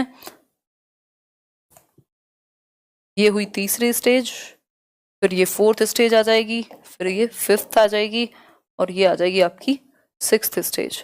तो स्टेजेस कितनी हो गई इस हिसाब से, स्टेज शेक बनेगा बहुत बढ़िया शुभांगी। स्टेजेस कितनी हो गई इस हिसाब से, 6 स्टेजेस हो गई टोटल, और 3 लेवल्स हो गए। तो लेवल्स कितने हैं, कमर में भी दर्द है भाई, बुढ़ापा नजदीक है मेरा सॉरी स्टेजेस, स्टेजेस कितने हैं, 6। ठीक है, इस सीटेट के बाद मैं ऐसे हाइबरनेशन पे चली जाऊंगी, मतलब मैं थोड़ा आराम करूंगी। खैर, ऐसा मैं हर सीटेट में बोलती हूँ और आज तक वो हुआ नहीं है, बट इस बार होगा, है ना। 3 लेवल्स हैं और 6 स्टेजेस हैं। अगर मैं बात करूं तो 3 लेवल में हर एक लेवल पे 2-2 स्टेजेस शामिल हैं, ये बात जरूर ध्यान में रखिएगा। अगर आपसे लेवल पूछा है यानी स्तर पूछा है, स्तर पूछे हैं तो सिर्फ 3 स्तर हैं, और अगर आपसे चरण पूछे हैं तो चरण है आपके 6। तो इसमें कंफ्यूजन ना क्रिएट करें, ठीक है। इंपॉर्टेंट है ये, एक क्वेश्चन पक्का आता है सीटेट में, तो 100% कह सकते हैं। वैसे 100% कभी कहना नहीं चाहिए क्योंकि आप ईश्वर नहीं है, बट 99.9% कह सकते हैं, ठीक है।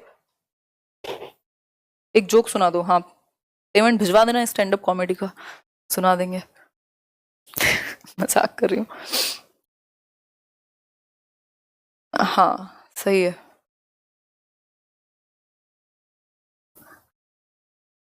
सही है, सही है। हाँ आजम, बिल्कुल बिल्कुल। तो अब यहाँ सिंपल सी बात हो गई, अब इसको एक एक करके समझेंगे बिल्कुल डिटेल में, लेकिन ये स्ट्रक्चर समझना जरूरी है कि 3 लेवल हैं, 6 स्टेजेस हैं। पहली स्टेज पनिशमेंट एंड अवॉइडेंस से शुरू होगी, फिर वो उसको म्यूचुअल एक्सचेंज की जरूरत पड़ेगी, फिर उसके बाद तीसरी स्टेज आ जाएगी, वो सोशल लॉज की बात करेगा। इस तरीके से चीजें चलती रहेंगी। फिर जो आखिरी है वो अपने आप में खतरनाक लेवल है जिसमें बहुत कंफ्यूजन रहती है, तो उन सबको समझेंगे, ठीक है। अब आ जाते हैं कहानी पर वापस। सीडीपी में कहानियां बहुत हैं। हाँ, यमराज वाली स्टोरी, हाँ मेरे को तो ले गए थे कई बार, स्टोरी सुना दो यमराज वाली। आ जाओ एक बार stages of moral development, stages भी कहना गलत होगा, बस मॉरल डेवलपमेंट के लेवल्स और उनके अंदर स्टेजेस, ठीक, तो कट कर लेना। लेवल 1 है प्री कन्वेंशनल यानी पूर्व पारंपरिक, ये 10 साल की उम्र तक कह सकते हैं इसको। और अगर मैं बात करूं, एज कभी नहीं पूछी जाती आपसे, लेकिन स्कूल चिल्ड्रन कह लीजिए आप, 10 साल की उम्र तक कह लीजिए।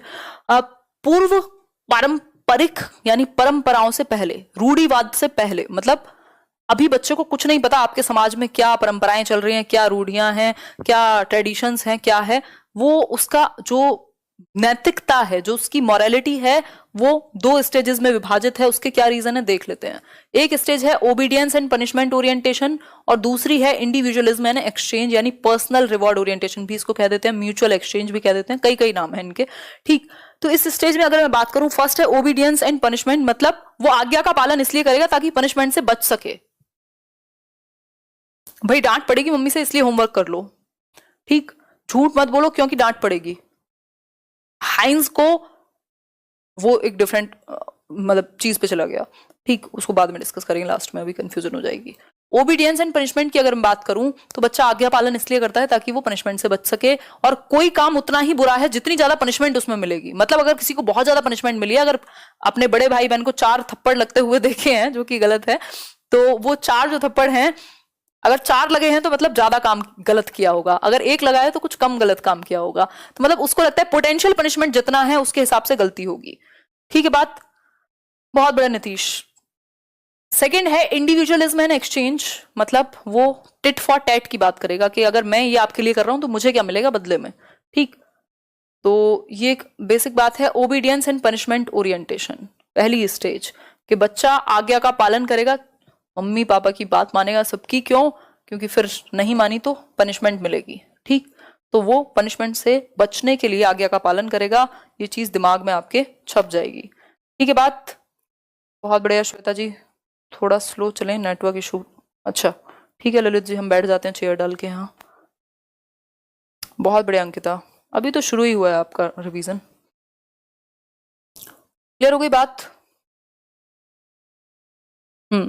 डिपेंड करेगा, देखो अलग अलग लोग अलग अलग कहेंगे। चाइल्ड सेंटर्ड एजुकेशन में अगर आप जॉन डुई पर जाएंगे तो वो कहेंगे क्यूरियोसिटी इंपॉर्टेंट है। अगर आप बिहेवियरिज्म पर या स्किनर की बात करेंगे वो कहेंगे, या बेंड्यूरा की बात करेंगे वो इमिटेशन की बात करेंगे। तो अलग अलग लोग साइकोलॉजी में अलग अलग चीजें मानते हैं। ठीक, तो ये एक बेसिक सी बात हुई। आ जाए एक बार अपने टॉपिक पर वापस। फिर है second stage, individualism and exchange और पर्सनल रिवॉर्ड ओरिएंटेशन, या म्यूचुअल एक्सचेंज कह सकते हैं इसको। म्यूचुअल एक्सचेंज हिंदी में भी अभी डिस्कस कर लेंगे क्या कहेंगे, ये नोट्स में मिल जाएगा। हिंदी की अगर बात करूं, हिंदी में इसको कहेंगे स्वलाभ मानसिकता, मतलब अपना ही लाभ देखेगा व्यक्ति।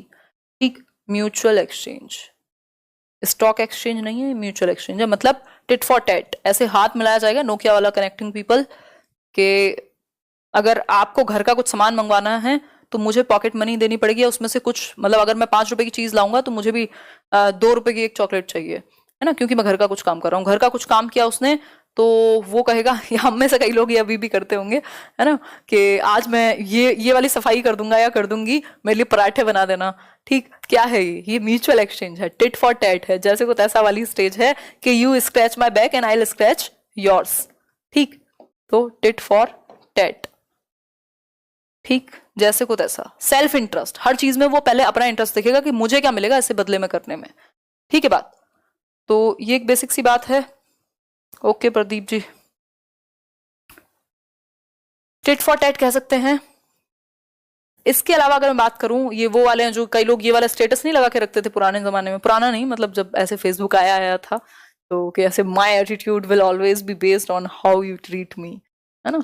तो ये वो वाला है कि मतलब टिट फॉर टैट।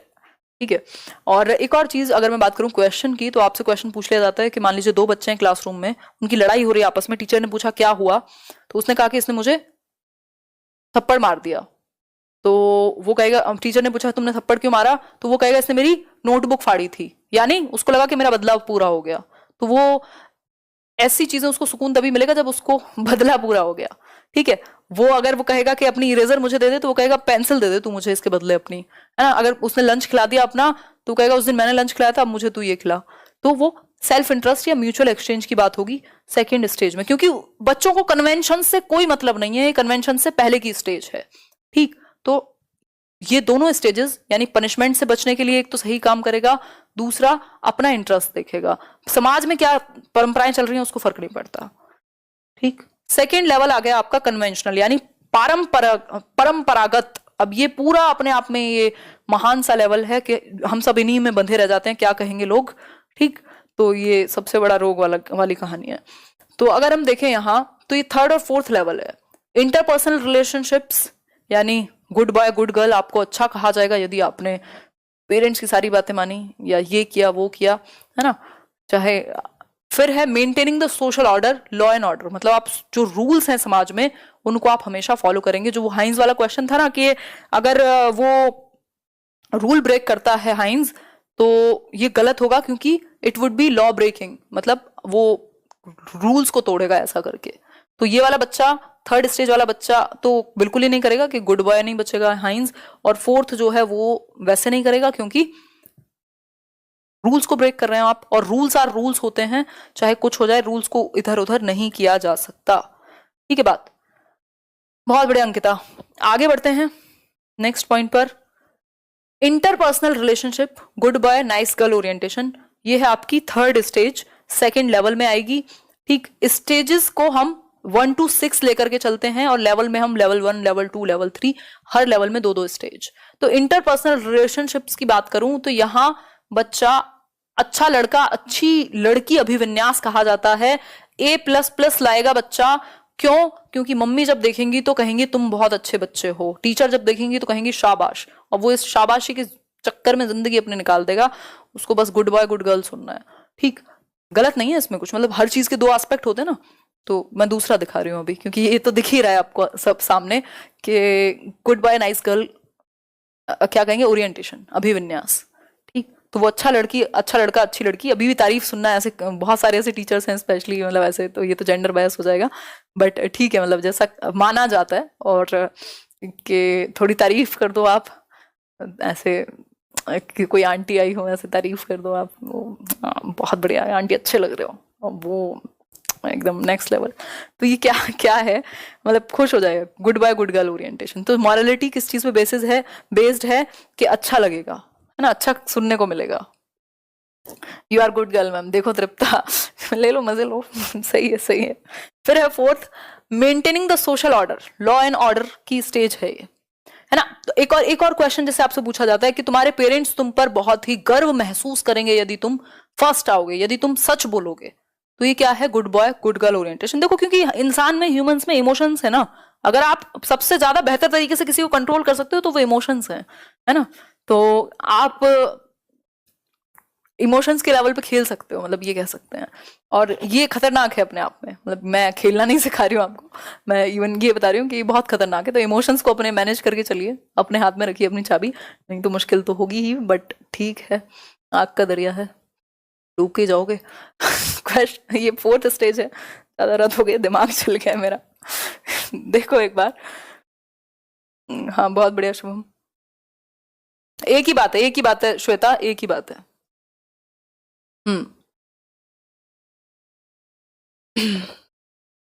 सही है। आपके नोट से मेरे सीडीपी में 23 नंबर है, बहुत बढ़िया शुभम। हाँ बहुत टाइम के बाद सीडीपी वीडियो, अभी तो रिवीजन चलेगा प्रॉपर, मैं पूरा सिलेबस कराऊंगी सीटेट का, रिवाइज करा दूंगी पूरा। शायर हो जाते हो, शायरी तो बताएंगे कभी।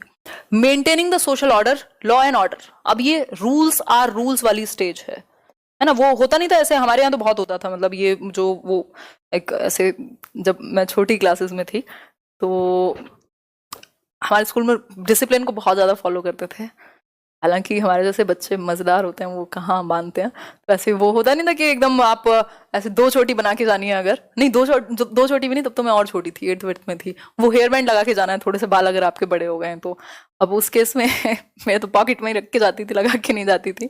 तो उस केस में क्या होता है, अगर आपका कोई फ्रेंड भी है जो डिसिप्लिन इंचार्ज है, या आपको भी बना दिया, चलो आपके केस में तो डिफरेंट हो जाएगी बात क्योंकि आप खुद ही हो, लेकिन जो आपका कोई फ्रेंड है जो डिसिप्लिन इंचार्ज है और आपकी बड़ी अच्छी दोस्त है या बड़ा अच्छा दोस्त है ना, क्लास में तो आप बड़े मजे में रहते हो, एक दूसरे का सारा खाना खा जाते हो। अब वो लाइन में लगे हुए हैं वो वाले लोग जो इनडिसिप्लिन्ड हैं, जो डिसिप्लिन में नहीं आए, तो आपको पकड़ के कहेगा यार दोस्ती अपनी जगह है, रूल्स आर रूल्स, मतलब रूल्स ब्रेक करने पे सजा मिलेगी, बाकी सारे चीजें अपनी जगह पर हैं।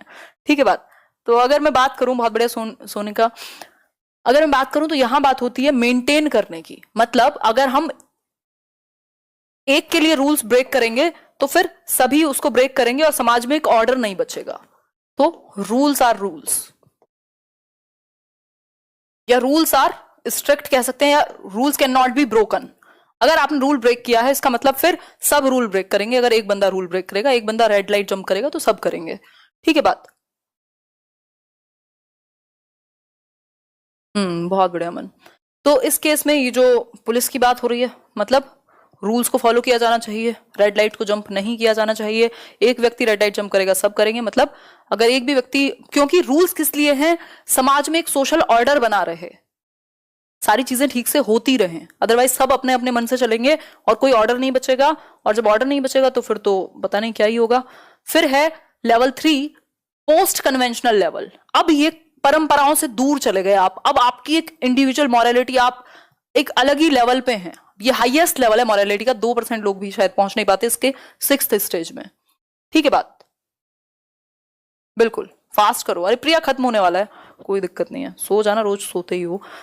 पॉइंट है सोशल कॉन्ट्रैक्ट। अगर बहुत ज्यादा फास्ट करने पे यही होता है, मुझे लग रहा है प्याजे मैंने काफी फास्ट पढ़ा दिया है, तो उस चक्कर में कई लोगों ने जो पहली बार पढ़ा होगा उनको दिक्कत हुई होगी। खैर, social contract and individual rights और यूनिवर्सल एथिकल प्रिंसिपल, ये 2 स्टेजेस हैं इस लेवल की। ठीक है, ये वाला लेवल सबसे हाईएस्ट है, मतलब कि सिर्फ 1-2% लोग ही पहुंच पाते हैं यहां तक, मुश्किल है।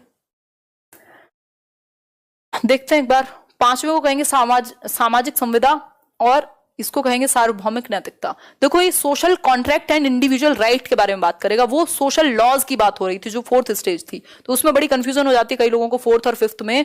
4th क्या है, maintaining the social order, law and order की स्टेज है कि आप नियम कायदे कानून बना के रखें समाज में ताकि एक ऑर्डर मेंटेन हो सके।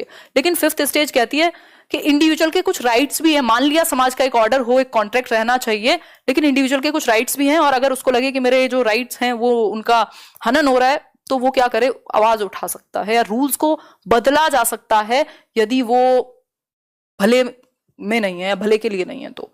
ठीक, जैसे वो वाला क्वेश्चन आपको याद होगा कि एक व्यक्ति है जो इनकम टैक्स नहीं देता, उस पर लीगल प्रोसीडिंग होने के बाद भी, तो वो किस लेवल पर है, यानी थर्ड लेवल पर है, पोस्ट कन्वेंशनल पर, और स्टेज पूछ लेता तो फिफ्थ हो जाता। ठीक है बात, तो ये एक बेसिक सी बात है। पानी पी लें थोड़ा सा। ओके स्नेहा, चलिए देखिए, social contract and individual rights, सामाजिक अभिविन्यास कहेंगे और इंडिविजुअल के कुछ राइट्स हैं। मतलब आप अगर समाज के लिए सामने भी आना पड़े या आपको लड़ना भी पड़े या आपको अपने लिए भी अगर आपको लग रहा है कोई रूल ठीक नहीं, तो एक इंडिविजुअल भी अपने राइट्स के लिए खड़ा हो सकता है। यहाँ रिश्वत नहीं लेनी या रिश्वत के अगेंस्ट खड़ा होना, बोलते हैं ना पूरे सिस्टम के खिलाफ एक व्यक्ति, उस तरीके से। ठीक, अपने रूल्स के लिए, बेसिकली इंडिविजुअल ज्यादा है, ये इंडिविजुअल है आपके इंडिविजुअल नीड्स को लेकर के। लेकिन यहाँ आपको लगता है कि मतलब मैं दुनिया की क्यों मानूं, मैं मेरे अपने रूल्स हैं, मैं अपने तरीके से चलूंगा, ये सारी चीजें। या फिर आपको लगेगा कि अगर कोई प्रॉब्लम है, इमरजेंसी है, तो आप रेड लाइट जंप कर सकते हो, क्योंकि समाज के लिए है नियम, लेकिन इंडिविजुअल के कुछ राइट्स भी हैं और एक्सेप्शन में ऐसा किया जा सकता है। ठीक, अगर हम बात करें सिक्स्थ स्टेज की, तो ये है भयंकर लेवल, जो लास्ट लेवल है, यूनिवर्सल एथिकल प्रिंसिपल, सार्वभौमिक सिद्धांत कहेंगे। इसमें ऐसे लोग जो बहुत बड़ी पॉपुलेशन के लिए, बहुत बड़े वर्ग के लिए, लोगों के लिए खुद को भी या खुद की जान तक को भी दाव पे लगा सकते हैं। जैसे वो कारगिल वाला क्वेश्चन था ना, कारगिल में एक मेजर है जो उनको पता है कि उनकी जान को खतरा है, फिर भी वो लड़ते हैं, उस तरीके का एक क्वेश्चन आया हुआ है। तो वो क्या है, वो यूनिवर्सल एथिकल प्रिंसिपल है। यहाँ आप काइंड ऑफ हल्के फुल्के स्पिरिचुअलिटी से जुड़ सकते हैं, जो भी है एक हाईएस्ट लेवल है, ये कह सकते हैं। और अगर मैं बात करूं यूनिवर्सल एथिकल प्रिंसिपल की, तो नेल्सन मंडेला, गांधी जी, भगत सिंह, कितने सारे लोग यहाँ आ जाएंगे कि अपनी जान की भी बाजी लग सकती है, बहुत सारे लोगों का अगर फायदा है। तो वो इंडिविजुअल के राइट की बात करता था, ये बहुत बड़ी पॉपुलेशन के भले के लिए अपनी जान तक की बाजी लगा सकते हैं, जो इनको लगता है कि ये रूल ऐसे होने चाहिए। ठीक है बात वंदना जी, थैंक यू। बिल्कुल सही बात है, बिल्कुल सही बात है अमिताभ। तो कुछ क्वेश्चंस कर लिए जाएं, इनके क्रिटिसिज्म को समझ लेते हैं, क्रिटिसिज्म को समझ लेते हैं। इतनी लंबी क्लास, हाँ कोई बात नहीं, 3-3 घंटे के सेशंस पड़े हुए हैं। ये तो फिर भी अभी मुझे थोड़ा बोलना ज्यादा पड़ता है, बहुत सारी चीजें फिर भी आपके सामने प्रेजेंट हैं। व्हाइट बोर्ड पे जब एक एक वर्ड लिखना था, तब भी वो 3-3 घंटे के सेशंस अवेलेबल है ना। क्रिटिसिज्म यानी आलोचना। अगर मैं बात करूं, बहुत सभी व्यक्तियों के क्रिटिक्स अवेलेबल हैं दुनिया में, क्योंकि जब पॉजिटिव साइड होती है किसी चीज की तो नेगेटिव भी होती है, और कई लोग निकाल भी लेते हैं नहीं होती तो क्रिटिसिज्म की अगर हम बात करें तो इनके कुछ क्रिटिक्स हैं कोहलबर्ग के। वैसे इन्होंने सुसाइड कर लिया था, अब कोहलबर्ग दुनिया में नहीं है। अगर मैं बात करूं, 10 मिनट में खत्म कर देंगे, मुश्किल से, मैक्सिमम बोल रही हूँ 10 minute. Not applicable in all cultures, ये सभी कल्चर्स में एप्लीकेबल नहीं है, क्योंकि ये जो एक्सपेरिमेंट था या ये जो इनका ये सैंपल था, ये यूएसए के बच्चे थे शिकागो के, उनके ऊपर लिया गया। तो ये सभी संस्कृतियों में ये बात नहीं मानी जाएगी, और ऐसा माना जाता है, ऐसा क्रिटिसाइज किया जाता है इनको, ऐसा इनकी आलोचना की जाती है इस बात पर कि आपने कैसे कह दिया कि सभी कल्चर में लोग इसी तरीके से रीजन करेंगे। इंडिया में बहुत सारे लोग समाज या परिवार या इमोशंस को लेकर के, मतलब सबकी संस्कृति में कुछ कुछ डिफरेंसेस हैं, तो ये नहीं कह सकते कि सारी संस्कृति के लोग सेम ही तरीके से डिसीजन लेंगे। ठीक है, कल्चर बायस भी हो गई है। फिर है हाइपोथेटिकल सिचुएशंस। सिचुएशंस कैसी हैं, ये हुआ तो ये होगा, यदि ये हुआ तो ये होगा। जैसे मैंने अभी पूछा था कि व्यक्ति है या एग्जाम है, जो कि बहुत इंपॉर्टेंट है, जिसके लिए आपने 2 साल मेहनत की है, आपका एक अफेयर चल रहा था, जिससे शादी तभी होगी जब वो एग्जाम क्लियर हो जाएगा और आप सेलेक्ट हो जाएंगे यूपीएससी में, या जो भी एक एग्जाम है। दूसरी तरफ एक व्यक्ति का, और वो लास्ट अटेम्प्ट है आपका, मान लीजिए, या सेकेंड लास्ट भी है, और दूसरी तरफ एक व्यक्ति है जिसका एक्सीडेंट हुआ है, जान बच सकती है यदि आप लेके जाएं। अब यहां कह देना कि हम व्यक्ति को बचा लेंगे, अभी किसी ने लिखा था, लंका लग जाएगी, मतलब आपको डिसीजन लेने में आप डिलेमा में हैं, बहुत भयंकर। और ऐसी कितनी सिचुएशन क्रिएट की जा सकती है, वो तो मैंने एग्जांपल्स आसान ले लिए थे कि आप फंसे होंगे कि ये करूं या ये करूं। तो इस केस में क्या होगा, आपने हाइपोथेटिकली हो सकता है कह दिया हो कि मैं तो ये वाला ऑप्शन चूज कर लूंगा, मतलब मैं तो व्यक्ति की जान बचा लूंगा, लेकिन उस सिचुएशन में आप सेल्फिश बन के निकल के, आपको लगा यार ठीक है, पता नहीं कितने लोग मरते हैं दुनिया में, यहाँ 6 साल का 6 साल का रिलेशनशिप चला जाएगा, जॉब नहीं मिली तो। ठीक है, तो वो खतरनाक है। ठीक है, बिल्कुल आधी दुनिया की कहानी है ये। कैरल ग्लेगन ने क्रिटिसाइज किया है बायस्ड सैंपल्स पर, कि सिर्फ मेल सैंपल्स को आपने क्यों लिया, और जो फीमेल्स की मॉरलिटी है, उनका जो रीजन है वो डिफरेंट होता है, वो इमोशनली भी सोचती हैं ज्यादा और मेल्स के कंपैरिजन में। हाँ, क्लियर हो गई बात? मजहर कर देंगे कल से 9 बजे। ठीक है बात।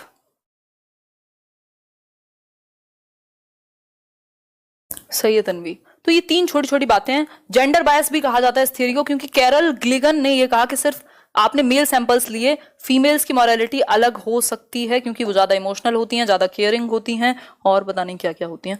ठीक, तो जेंडर बायस है, किसने कहा है? कैरल ग्लिगन ने। ग्लिगन आई थिंक इनकी स्टूडेंट थी या हैं अभी भी ये। ठीक, तो इनकी एथिक्स पे भी थियरी है।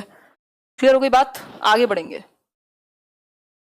हाँ, तो वो हाइपोथेटिकल सिचुएशन में वही बात है कि हमसे जब पूछा जाता है या उन सैंपल्स से, उन बच्चों से जब पूछा गया होगा, तो हो सकता है आप अपने आप को कुछ भी, या आपको सोचने में आसान लगे तो आपने कह दिया हम ये करेंगे, तो वो हाइपोथेटिकल हुई ना, परिकल्पनात्मक हुई। हो सकता है रियल सिचुएशन में वो कुछ और करते, तो इसलिए भी इसको कहा गया है हाइपोथेटिकल। ठीक है बात? तो कुछ क्वेश्चन सॉल्व कर लेते हैं, फिर आपकी छुट्टी, और मैं भी कुछ खा पी लूंगी जाके। और एक क्लास का आज वजन बढ़ गया, एक क्लास को कैंसिल करना पड़ा, ये लंबा सेशन था। देखिए एक बार कर देंगे फिफ्थ स्टेज एक्सप्लेन, पहले आंसर करो। According to the pre conventional level of Kohlberg's theory, to which of the following would an individual turn when making a moral decision? मतलब कि अगर हम कोलबर्ग की थियरी की बात करें, लेवल कौन सा है? कन्वेंशनल, यानी सेकेंड लेवल है, पारंपरिक। तो एक व्यक्ति डिसीजन लेने के लिए किस एक ऑप्शन को सही मानेंगे आप? सही मानेंगे आप भाई? हाँ, बताइए एक बार। कोई बात नहीं मोनिका, ये तो खुशी की बात है। ऐसे कई लोग तो आते ही डिसलाइक करने हैं, जैसे कई लोग लाइक करने आते हैं। ज्यादातर लोग, 1-2% लोगों को अगर ना पसंद आए तो उतना तो जरूरी है, ज्यादा मीठा हजम नहीं होता। ठीक, तो according to the pre conventional level of Kohlberg's theory, to which of the following would an individual turn when making a moral decision? एक मॉरल डिसीजन लेने के लिए कन्वेंशनल लेवल पे आप किस चीज को सही मानेंगे? पर्सनल नीड्स को, इंडिविजुअल वैल्यूज को, फैमिली एक्सपेक्टेशंस को, या फिर potential punishment involve?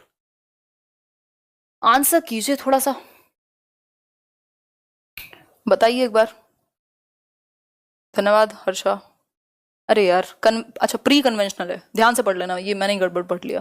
Pre conventional यानी पूर्व पारंपरिक, तो सिंपल है फिर तो, पनिशमेंट। पनिशमेंट से बचने के लिए आप ये काम करेंगे, सिंपल। आगे बढ़ जाए नेक्स्ट क्वेश्चन पर।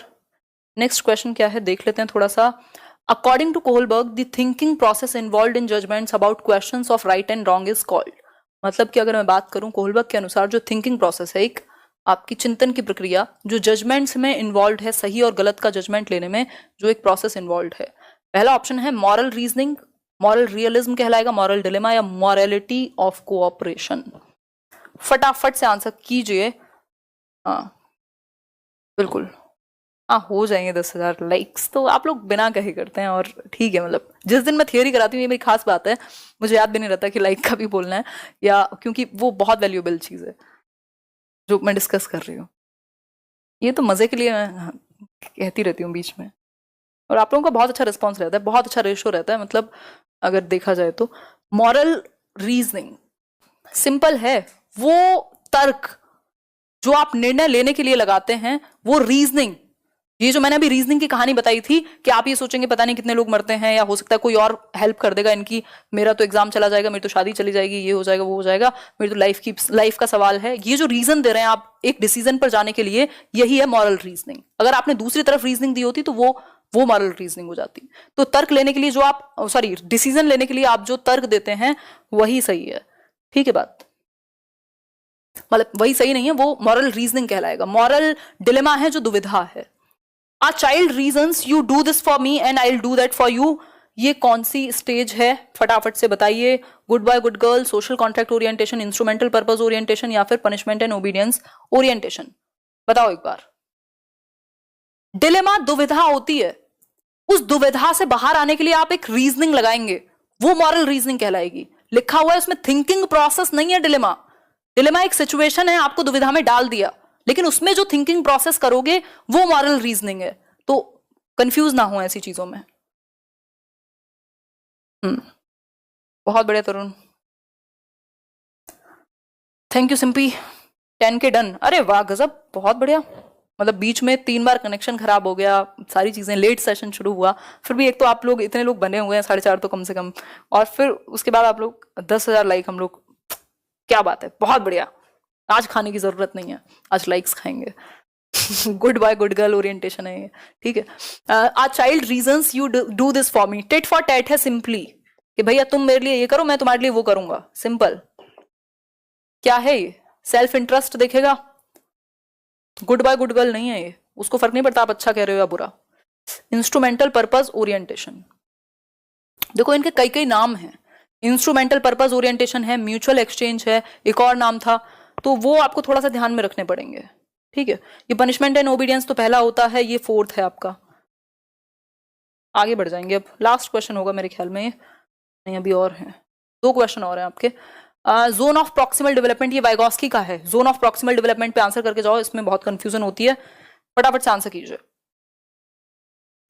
Zone of proximal development in Vygotsky's theory is tasks too difficult for children but can be achieved through adult support themselves. Teachers interference hamper learning. Development is a proximal zone of growth. Learning takes place in formal settings only. बताइए एक बार, answer कीजिएगा। नहीं अंजलि आज नहीं लूंगी, वो class 10:30 से थी, ऑलरेडी उससे 1 घंटा आगे जा चुके हैं हम, वो कल ले लूंगी, कैंसिल किया है। वही मैं बोल रही थी, मैं जहां होती हूँ मैं वहीं होती हूँ, और लेट्स लर्न की बात हो तो ऑब्वियसली फिर ज्यादा इन्वॉल्वमेंट हो ही जाती है ऑटोमेटिकली। धन्यवाद राजवीर, आंसर कीजिए। इट्स जॉन, ओके जॉन, नाम तो आपको जॉन नहीं होगा, हमने तो नहीं देखा इंडिया में माँ बाप जॉन नाम रखते हो तो। आंसर कीजिए, A option, tasks too difficult for children but can be achieve through adult support. बहुत ही सुंदर जवाब, ठीक।